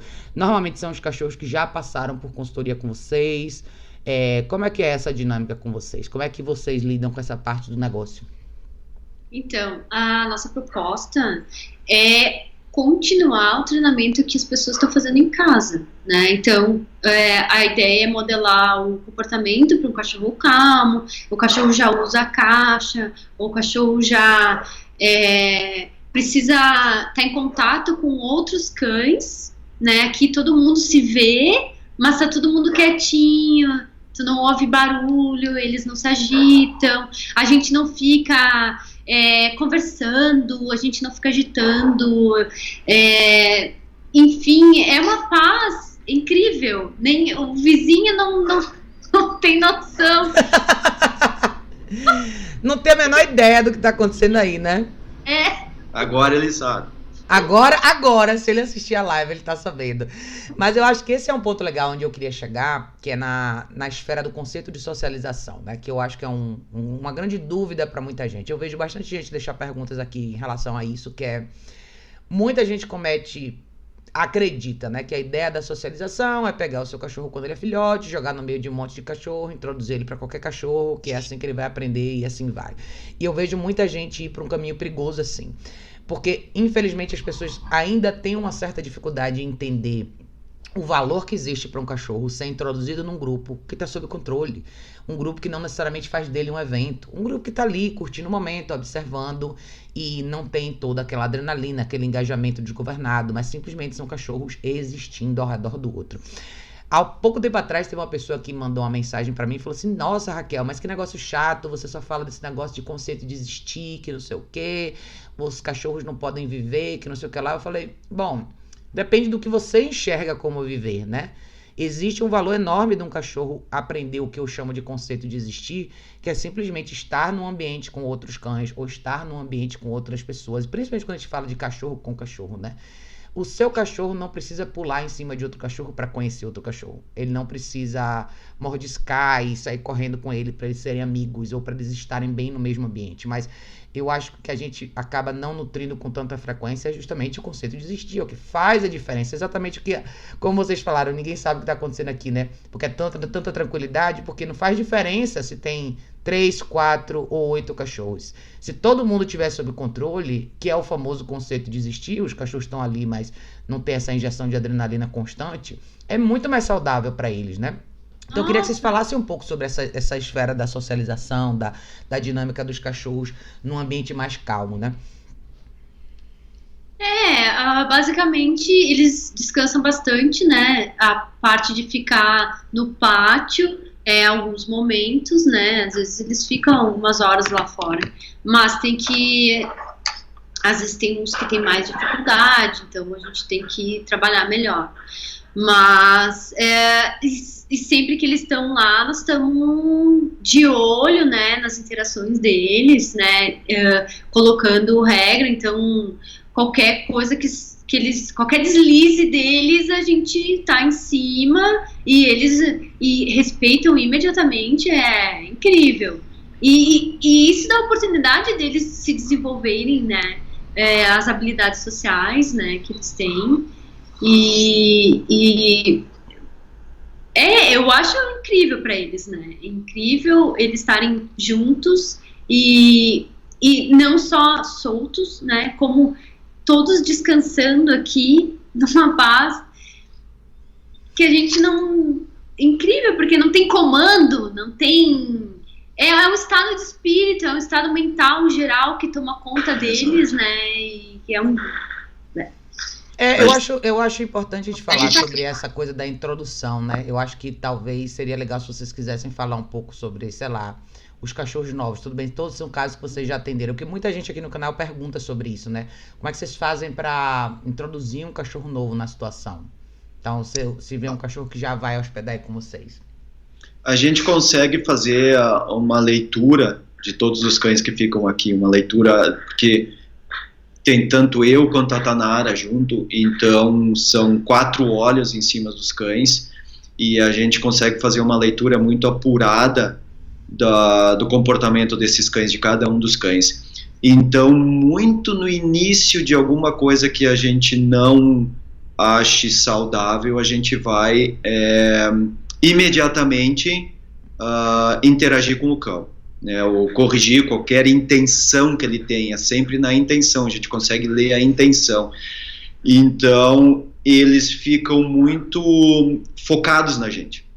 Então, qualquer movimento mais abrupto que a gente faça, qualquer ei, qualquer som que a gente faça, imediatamente eles nos observam, eles olham para a gente e param com o que estão fazendo. E quando a gente vai introduzir um cão na área externa, no gramado, com outros cães que já estejam ali, a primeira coisa que a gente pede já no portãozinho da saída é que todos os cães se afastem para que a gente possa entrar com o animal novo.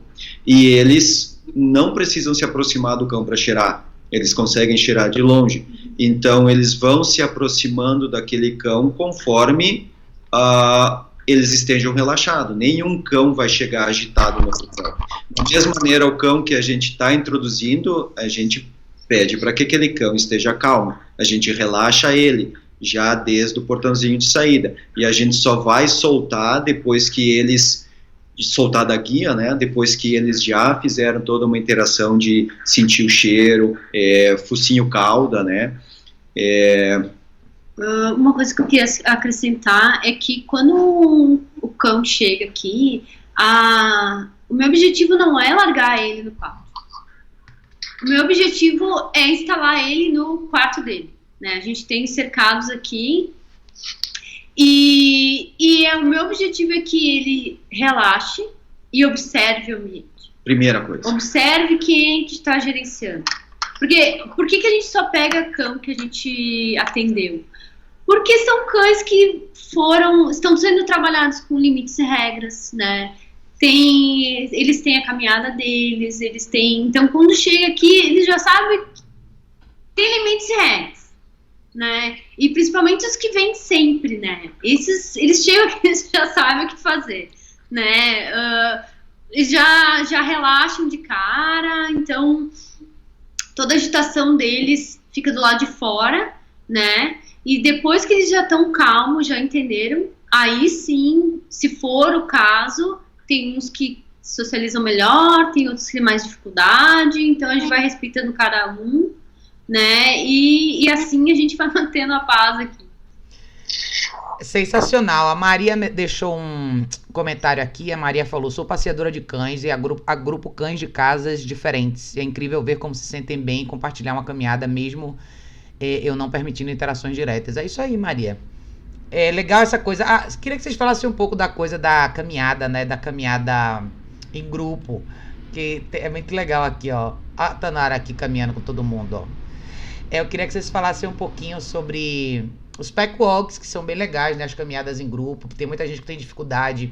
Na última live, uma das últimas lives perguntaram, né? Como vocês fazem pra caminhar com um grupo de cães, enfim, como é que você faz essa seleção, quem vai fazer parte desse grupo, enfim. Fala um pouquinho sobre esse pedacinho aí pra nós. A gente tem o grupo de caminhada dos clientes, é isso que tu quer saber, Raquel? Eu quero saber o grupo de... se vocês fazem isso como atividade, né? Tipo pack walk mesmo, com mais frequência. E no dia a dia da hospedagem de vocês, se vocês caminham em grupos também. Sim. Olha, não é regra, mas eu tento fazer o possível, né? Então, quando eu consigo juntar eles já estão alguns dias, né? Se tiver um que tem mais dificuldade, eu saio com ele sozinho, né? E depois aí adapto e depois vou juntando. É uma coisa gradual, né? Quando eu vejo, eu tô com 8, 9, 10 junto. É bem legal. E nossa, eles curtem muito. Eu quero mostrar pro pessoal aqui. Cadê? Peraí. Deixa eu mostrar pro pessoal aqui. Eu acho que no Instagram de vocês tem um pouquinho de algumas coisas sobre as caminhadas. Vocês tinham até algumas coisas do curso também. Que graça. Tanara é tão engraçada. Tá sempre rindo, né? Tanara tá aqui. Isso aqui, tá vendo? Vocês fazem uma coisa meio que em grupo assim, né? É tipo uma aula de grupo que vocês fazem aqui? A gente reúne os clientes pra caminhar junto. É tipo um pack walk mesmo, né? Tipo, a gente vai sair pra caminhar e todo mundo vem junto, né? Essa que tu tá mostrando agora foi com a Sherry, quando a Sherry veio pro nosso casamento. Ela aqui, é verdade. A gente fez uma com ela. Essa parte aqui, Gustavo, do workshop, é o workshop de vocês? Do ano passado? Isso. Tem aqui, vocês fizeram em maio do ano passado, mas só tinha um ali. A gente tem 4 pack walks no workshop, cada um tem um objetivo diferente, cada pack walk tem um objetivo diferente, até a troca de cães entre as pessoas, né, para sentir um outro animal na mão. E o que tu perguntou antes, Raquel, sobre a pack walk para clientes, é uma parte do nosso, que a gente disponibiliza para clientes, é um programa que a gente tem para clientes. Então, depois de fazer a nossa consultoria, essa aí, exatamente, convidado para fazer essa pack walk com a gente, que tem em torno de 1 ou 2 vezes por semana, dependendo um pouco do tempo também. Que massa! Eu acho que nessa foto deveria ter uns 40 cães, mais ou menos. Nossa, aqui tem um monte, ó. Se você contar aqui, tem uma turma boa aqui nessa daqui, viu? E é legal, porque tem muito cachorro reativo a outros cães, né? É uma terapia. Então, eles caminham todos juntos sobre as mesmas regras, as pessoas praticando os mesmos princípios, né? E isso ajuda os cachorros a relaxarem, né? Junto com outros cães, e vai ajudando eles a serem menos reativos. O pessoal dando autógrafo aqui, vocês são chiques demais, hein, gente? Olha lá. Eu tô mostrando pra vocês um pouco do Instagram deles, tá, gente? Vale a pena vocês acompanharem, é um trabalho bem bacana aqui. Então vocês vão ver de tudo. A coisa do pack walk eu acho muito legal. Aqui também tem uma foto de um grupo bacana aqui, ó. Isso. Essa pack walk, pra terem uma ideia, a gente tem todo tipo de cão ali dentro. Então tem cães agressivos a pessoas, a outros cães, cães medrosos, cães agitados. Tem aqueles cães que, quando caminham, eles latem 100% do tempo, até essa que está aparecendo ali. Enfim, é uma terapia para os cães. Muita gente diz, mas meu cão é agressivo a outros cães, quando que eu vou poder entrar nessa caminhada? Imediatamente. Tu tem que entrar, porque é um plus, é ali que o teu cão vai realmente caminhar entre outros cães, sabendo que não necessariamente precisa interagir, não vai ser atacado, simplesmente vai caminhar com outros cães. E isso faz toda a diferença para ele, porque ele começa a relaxar, ver que não tem necessidade de atacar ou se defender. Então é uma grande terapia para cães. Então a gente aceita realmente cães de todos os tipos nessa caminhada. É sensacional, é muito legal a ideia do Pack Walk é uma coisa super bacana mesmo, né? Para as pessoas poderem entender isso tem um impacto muito bacana para os cães, né? No dia a dia deles, e para as pessoas, eu acho que é como você falou, né? A grande terapia que muita gente precisa, né? Passar por aquela situação, viver aquele momento ali. Conversar com outras pessoas que passaram por problemas similares, ou problemas piores, ou problemas mais amenos, às vezes, né? Sim. Forma um grupo com uma amizade muito grande, né? Isso eu acho que é sensacional, né? As pessoas precisam desse suporte, né? Para elas entenderem que elas não estão num universo de isolamento só porque elas têm um cachorro um pouco mais problemático. Tem outras pessoas... Não tem o pior cachorro do mundo. É isso aí, não tem o pior cachorro do mundo. A Lê tinha dito boa noite. Boa noite, Ale. Jéssica mandou uma pergunta aqui. Ela falou, queridos, suponho que tem um filhote e nas caminhadas nós fazemos a bolha e ele não interage com os outros. Como socializar da forma adequada, sem ter um local neutro e cães equilibrados? Como garantir que esse cão não será reativo com outros fora da guia, em casa, por exemplo? Ou adulto mesmo, né? Eu acho que o que ela quer dizer aqui é como é que ela faz para eventualmente, se ela precisar incluir o cachorro dela no contexto, se ela não tem um grupo de cães equilibrados. Mas eu acho que ela devia procurar um grupo de cães. Eu acho que essa é a saída. Se ela não tem, ela tem que achar esse grupo que existe. As pessoas, às vezes, elas conseguem fazer grupos com vizinhos, etc., para soltar o cachorro no parque.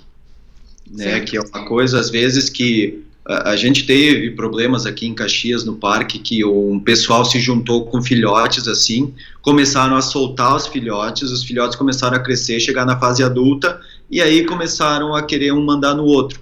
Então começaram brigas.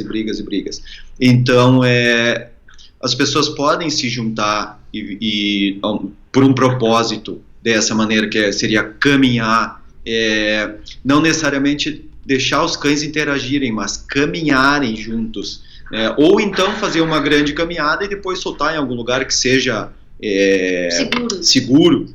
Né? Mas eu acho que é por aí, eu acho que é você encontrar esse grupo primeiro, Jéssica. Essas pessoas, como o Gustavo falou, você tem um grupo de pessoas que tem o mesmo propósito. Então, as pessoas que estão dispostas a fazer, cada um definir uma vida equilibrada para os seus próprios cachorros, as pessoas serem responsáveis pelo que elas criam dentro de casa, todo mundo se comprometeu, a gente vai fazer uma caminhada junto, pelo menos, sei lá, 2 vezes por semana, nesse horário, e eventualmente você chegar numa situação onde esses cães possam lá na frente, tá? Em algum lugar seguro, eventualmente sem guia. Mas eu faria gradativamente, tá? Encontre seu grupo primeiro, parta do princípio básico, vamos caminhar nossos cachorros, cada um cachorro sob controle, vamos fazer caminhadas legais, depois faça caminhadas em lugares diferentes, depois sente para tomar um café, sente para tomar uma água de coco, cada um com seu cachorro, né? Vai inserindo o cachorro nesse contexto, porque o fato do seu cachorro jovem hoje não necessariamente interagir com outros cães com frequência, não significa que ele vai ser reativo com outros cachorros quando ele for adulto. Não significa isso, tá? Pelo contrário, eu prefiro que você preserve ele, introduza ele para os cachorros certos, do que você introduzir ele para uma série de cachorros errados e aí sim você vai ter um problema, né? Aí mora o perigo. E não saber o que fazer, né, na verdade, que o cão acaba tendo que tomar atitude, né? É isso aí. Então, eu acho que eu sei, muita gente tem essa dificuldade, né? Poxa, Raquel, mas eu queria introduzir meu cachorro no universo social com outros cães. Aí começa a sua missão de encontrar essas pessoas. Não é todo cachorro, não são todas as pessoas. É como o Gustavo falou, pessoas que vão ter o mesmo propósito que você, tá? Não é difícil, você pode arrumar esse grupo, você pode conseguir. Começa com 2 pessoas, você e mais alguém. Depois mais alguém, e olha que bacana o grupo que eles têm hoje, né? Então é só você ter pessoas que querem a mesma coisa, né? Que no fundo querem chegar no mesmo lugar.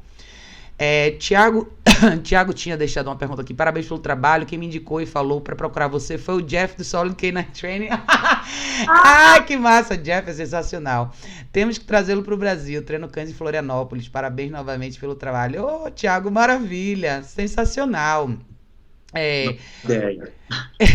Helene disse, olá, um abraço, ótima oportunidade, maravilha, Helene. O que mais a gente pode falar um pouquinho? A gente já tá mais ou menos em 1h20, não quero tomar tanto tempo de vocês. Mais uma vez, gente, antes da gente ir um pouquinho mais pro final, tá aqui o livro dessa dupla maravilhosa, o livro chama Cãologia.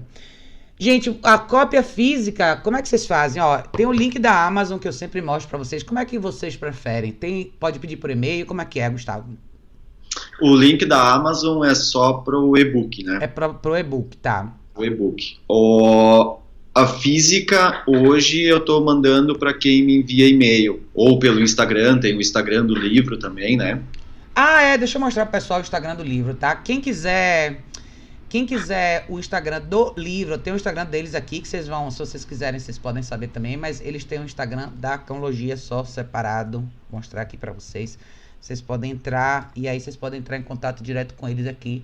Chama Cãologia _livro, é esse daqui. Tem esse e-mail aqui, né? Isso. cãologia2018@gmail.com. Quem tiver interessado na cópia física, manda um e-mail pra eles por aqui. A cópia física é massa, eu gosto de cópia física.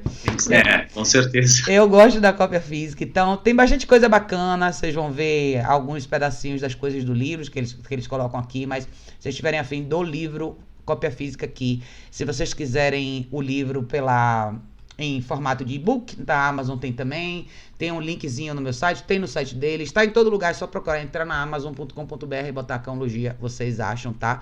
Mas é muito legal, eu acho que vale a pena. Marcos falou, vou enviar o e-mail. Isso, manda e-mail, Marcos, tá? Se você quiser ver de novo, vou mostrar aqui de novo, tá? O e-mail pra quem não gravou. Quem quiser faz um print dessa tela aqui, ó.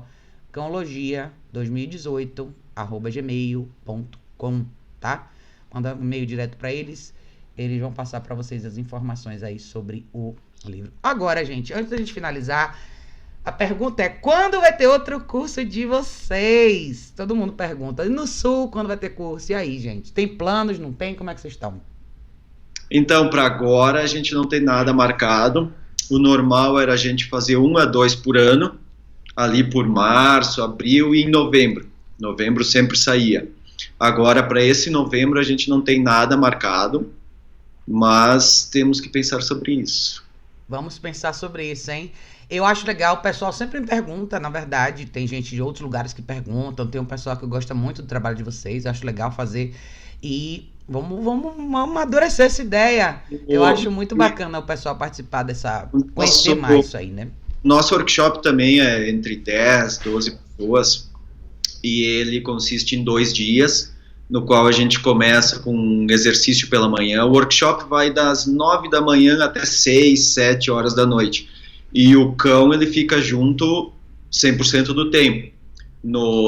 Tem café da tarde, tem almoço, o cão fica ali porque, como a vida é, né? O cão é treinado o tempo inteiro pela gente, então ele tem que tá junto nesses momentos também.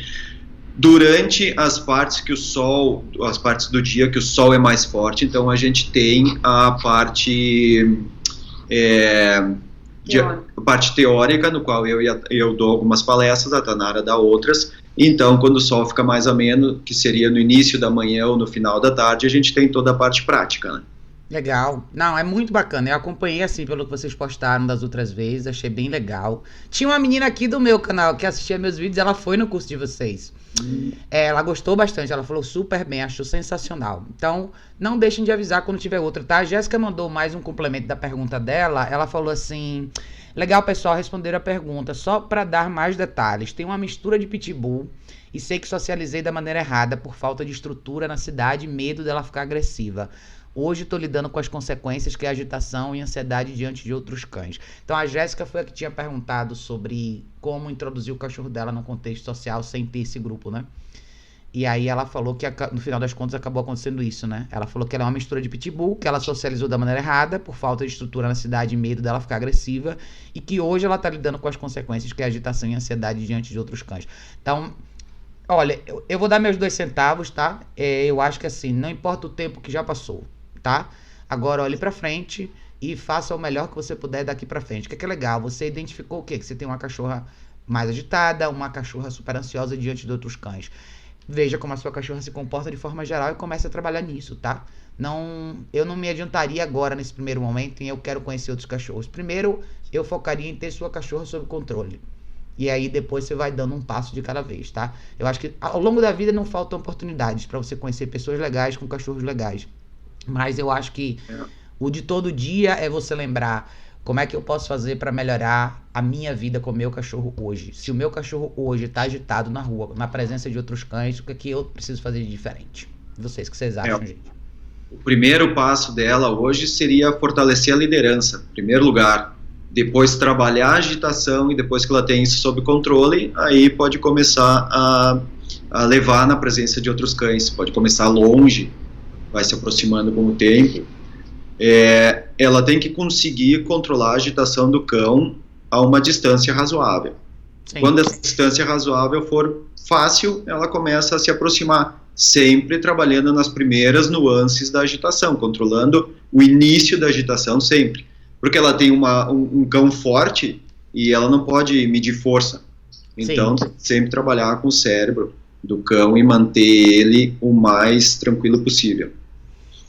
É isso aí. Eu acho que o caminho é esse mesmo, Jéssica. Assim, não desista, tá? Se você tiver dificuldade, chame ajuda profissional. Não sei onde é que você tá no Brasil, tá?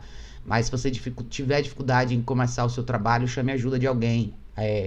Se você não souber exatamente por onde começar. Mas eu te dou uma dica. Quando a gente espera que um cachorro seja mais tolerante lá fora, eu gosto de fazer um trabalho de longa duração dentro de casa. Então, acho que é onde as pessoas às vezes não conseguem fazer um link de aonde o exercício do place tem um impacto direto na forma como seu cachorro reage na rua.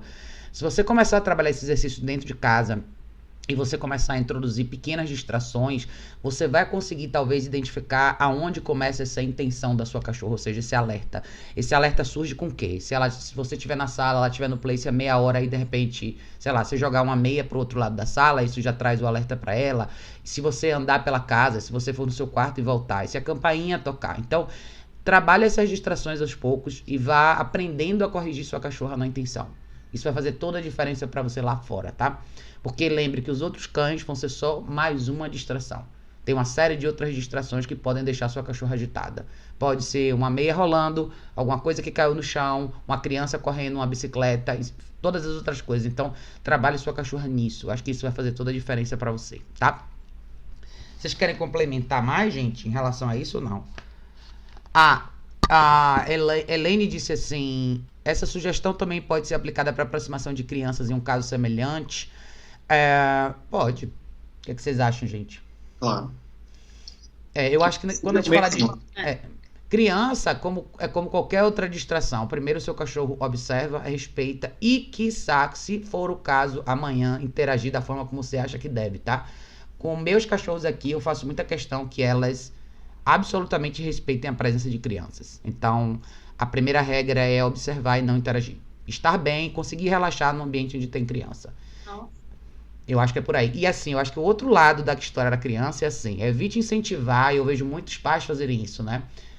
Olha o au-au o tempo todo, né?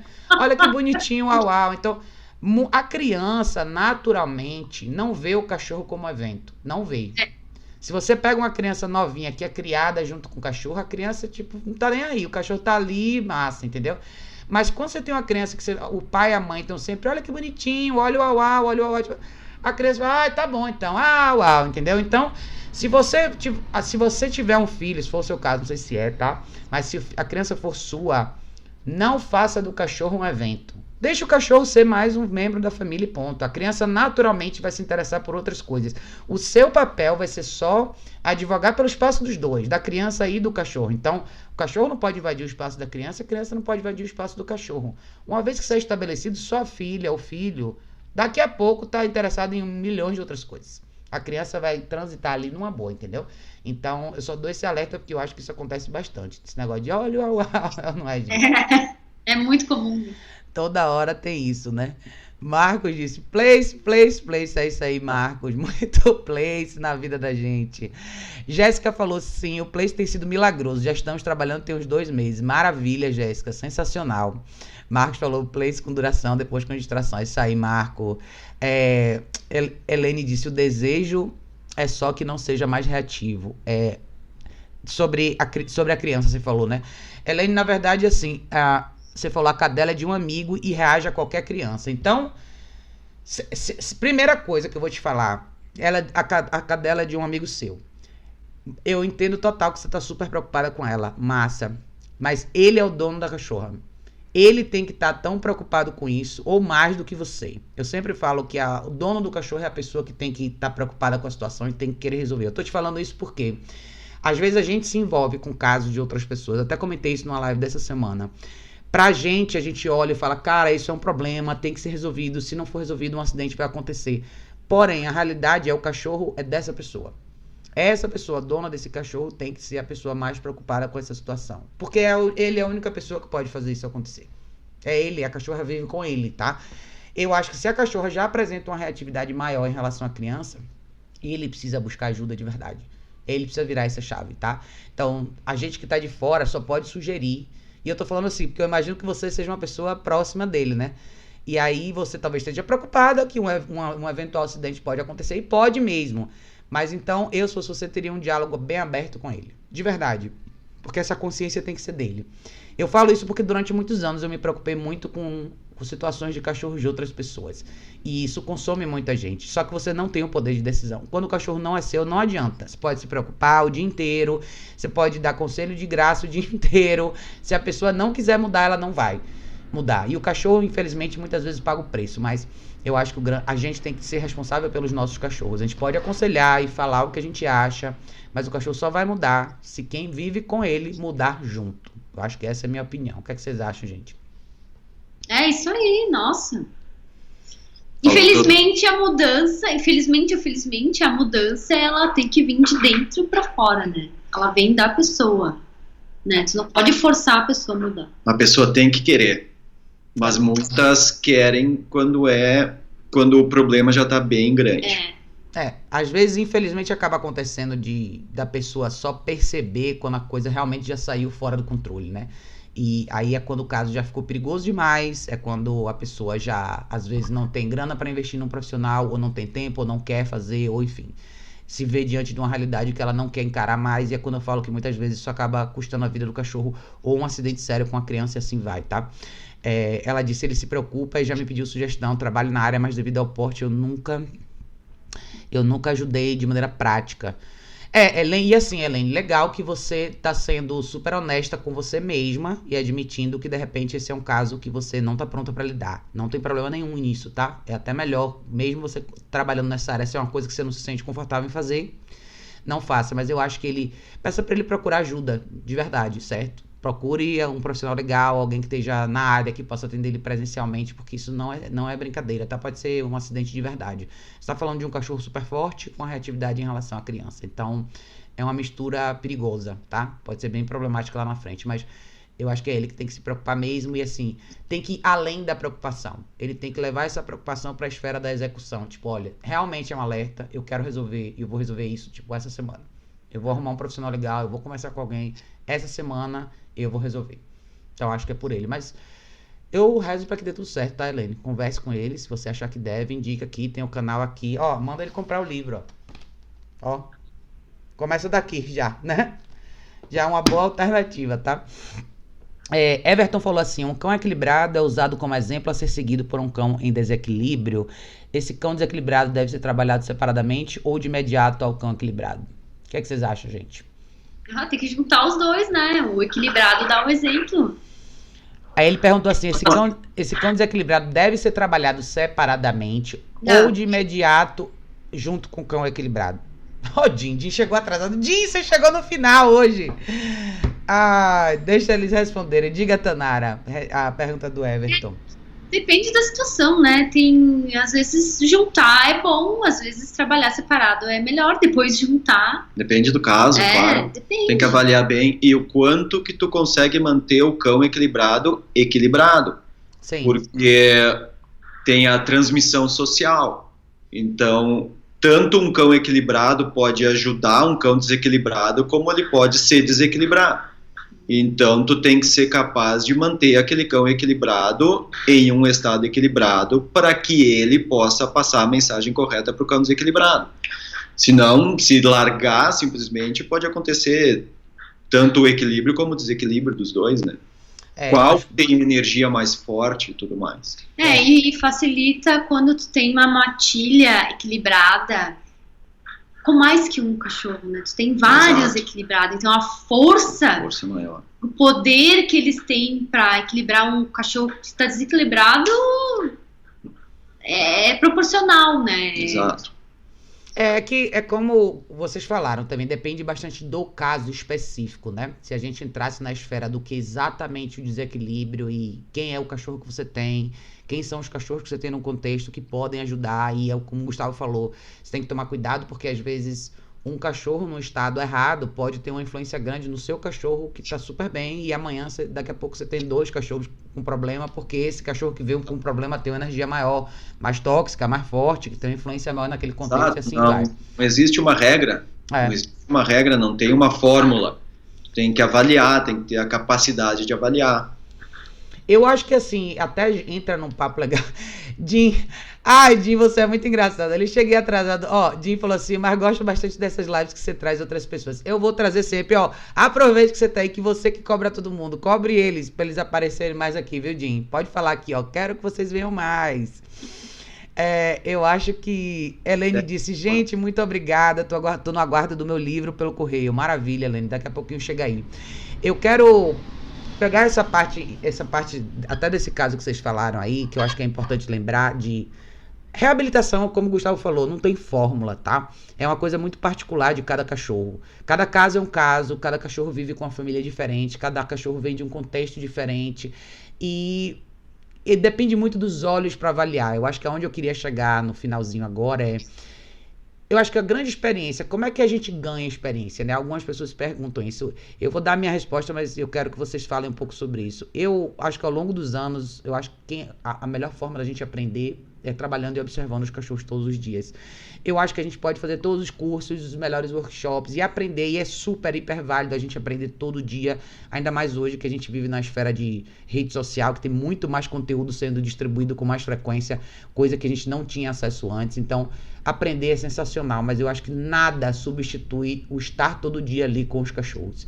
O fato de você ter a oportunidade de observar cada cachorro todos os dias, cada caso aparecer na sua frente de uma forma diferente, cada cachorro às vezes traz um desafio diferente para você. Então, é a história da vida mesmo, né?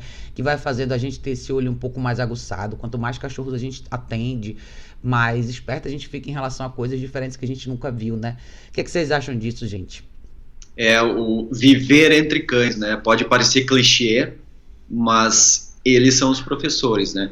São eles que falam como funciona o mundo deles. Então é saber observar. A gente pode estudar muito, a gente pode ler muito, a gente pode assistir muita coisa, mas é estar entre eles que vai realmente te mostrar como as coisas funcionam. O que a Tanara falou antes no início, né, sobre que ela falou mais da infância, então agora no fechamento eu falo da minha infância, né, eu nasci entre cães, meus pais sempre tiveram cães, e não era um cão, eram alguns cães, então a minha vivência foi entre eles.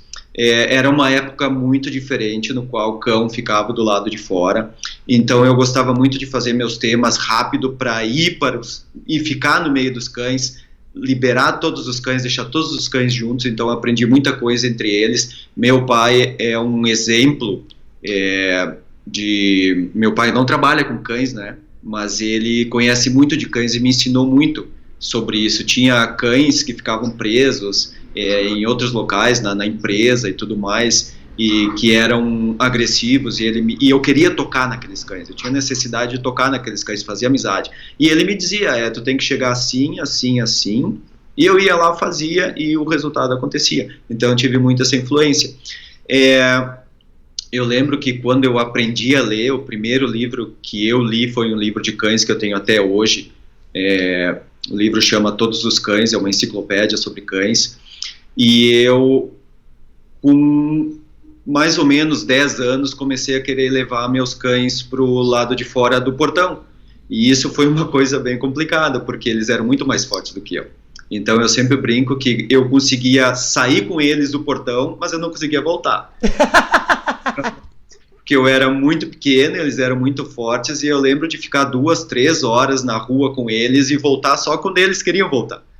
Né? Então eu comecei a chamar meus amigos para me ajudarem. Então às vezes a gente estava com um cachorro e 3 crianças segurando conseguir voltar. E foi bem interessante que, conforme eu cresci um pouquinho, 12, talvez, acho que possivelmente 12 anos, já conseguia levar os meus cães melhor um pouco na rua, e cada amigo meu pegava um dos meus cães, e a gente fazia um pack walk. Sim. E era bem interessante que naquela época, início de década de 90, talvez, era uma coisa muito estranha caminhar com cães. Não se fazia isso, o cão ficava acorrentado. E as pessoas achavam isso interessante e começavam a nos parar e pedir para que a gente levasse os cachorros delas. E chegou o ponto no qual a gente estava em inúmeros cães e a gente tinha que começar a chamar amigos de outros lugares para levar. E no final a gente tinha uma casa muito grande que a gente pegava um desses cães lá e que o dono permitia que a gente soltasse os cães lá. Então muitas vezes eram cães que só se viam na caminhada, a gente fazia toda aquela caminhada que durava 2 a 3 horas muitas vezes, porque a gente só tinha que estudar e brincar naquela época, né? Sim. É muito diferente. E no final dessa caminhada a gente soltava todos os cães naquele local. E nunca aconteceu nada, porque os cães tinham aquele exercício inicial e depois tinham a soltura, então nunca tiveram um problema. Então a gente fazia isso de uma forma inconsciente já, né? E hoje, trabalhando com cães, a gente aprende muito com cada caso que a gente pega. Cada caso nos ensina muito. E eu e a Tanara temos uma coisa que a gente não tem nenhum tipo de briga de ego entre nós. Então, se eu estou trabalhando com um cão e ela percebe que a minha energia está falha ou qualquer coisa que ela discorde, ela automaticamente entra na cena, pega aquele cão e faz o negócio acontecer muito melhor. Então, eu não estava me ajustando àquele cão e a mesma coisa acontece ao contrário. Então, a gente forma esse tipo de dupla, né, no qual a gente não compete. Eu jamais vou dizer, não, deixa que eu estou lidando com ele. Nunca. Sim. Então, se eu vejo que ela entra em cena, é porque ela percebeu alguma falha em mim. Sim, então, é sensacional isso aí. Exatamente. Então, é viver e trabalhar. Sim, viver é trabalhar, é a vida com cães mesmo, é todos os dias, né? E é legal que você teve essa experiência, você criança, né? Coisa muito instintiva, né? O lado muito instintivo da coisa toda que eu acho que hoje te serve super bem. Você ter passado por isso, sem nem necessariamente saber muito o porquê das coisas, né? Era instintivo mesmo. E o trabalho de equipe de vocês dois é sensacional. Acho muito legal isso, né? Vocês poderem identificar isso um no outro, vocês poderem se ajudar. E tem isso às vezes, né? Às vezes você não tá com a energia no lugar certo, você não tá legal, você e o cachorro não clicam por alguma razão, né? E às vezes a melhor coisa que pode acontecer é alguém, um terceiro elemento, entrar e suavizar a situação, e às vezes acontece bem melhor, né? Mas muito bacana. Gente, foi lindo, foi maravilhoso. A gente fez 1h40 já. Jim cobrou aqui de vocês, ó. Ele falou aqui, quero que vocês venham mais. Ele falou, senão eu vou jogar bomba em todo mundo. Ai, Jim, você é uma figura, viu? Sem ameaça, Jim, não pode ameaçar. Se a gente ameaçar os convidados, eles não voltam. A gente já ia vir sem ameaça agora. Já ia vir sem ameaça, agora tem que vir mais ainda. Então, gente, olha, mais uma vez quero agradecer essa dupla incrível. Não esqueçam do livro, Cãologia. Tá na Amazon, no e-book. Se vocês quiserem ver, entrar em contato com essa dupla incrível, é só entrar aqui, entra no Instagram do Cãologia. Tá aqui o e-mail, cãologia2018@gmail.com. Vocês podem encomendar com eles. Vai ser sensacional. Se vocês gostarem do livro, deixa o feedback lá no Instagram deles também, tá? Muito legal eles saberem o que vocês estão achando do livro, se vocês gostaram. Manda mensagem pra eles. Mas é isso, gente. Com fé em Deus, eles vão voltar aqui, vão participar de mais lives com a gente, tá? Agora que já vieram, estrearam, agora já são da casa, né? Daqui pra frente, com fé em Deus, a gente vai ter mais essa dupla aqui com a gente, tá? E brigadíssimo a todo mundo que participou, gente. Um beijo enorme e a gente se vê em breve no próximo episódio de Vida de Cão. Beijo, gente.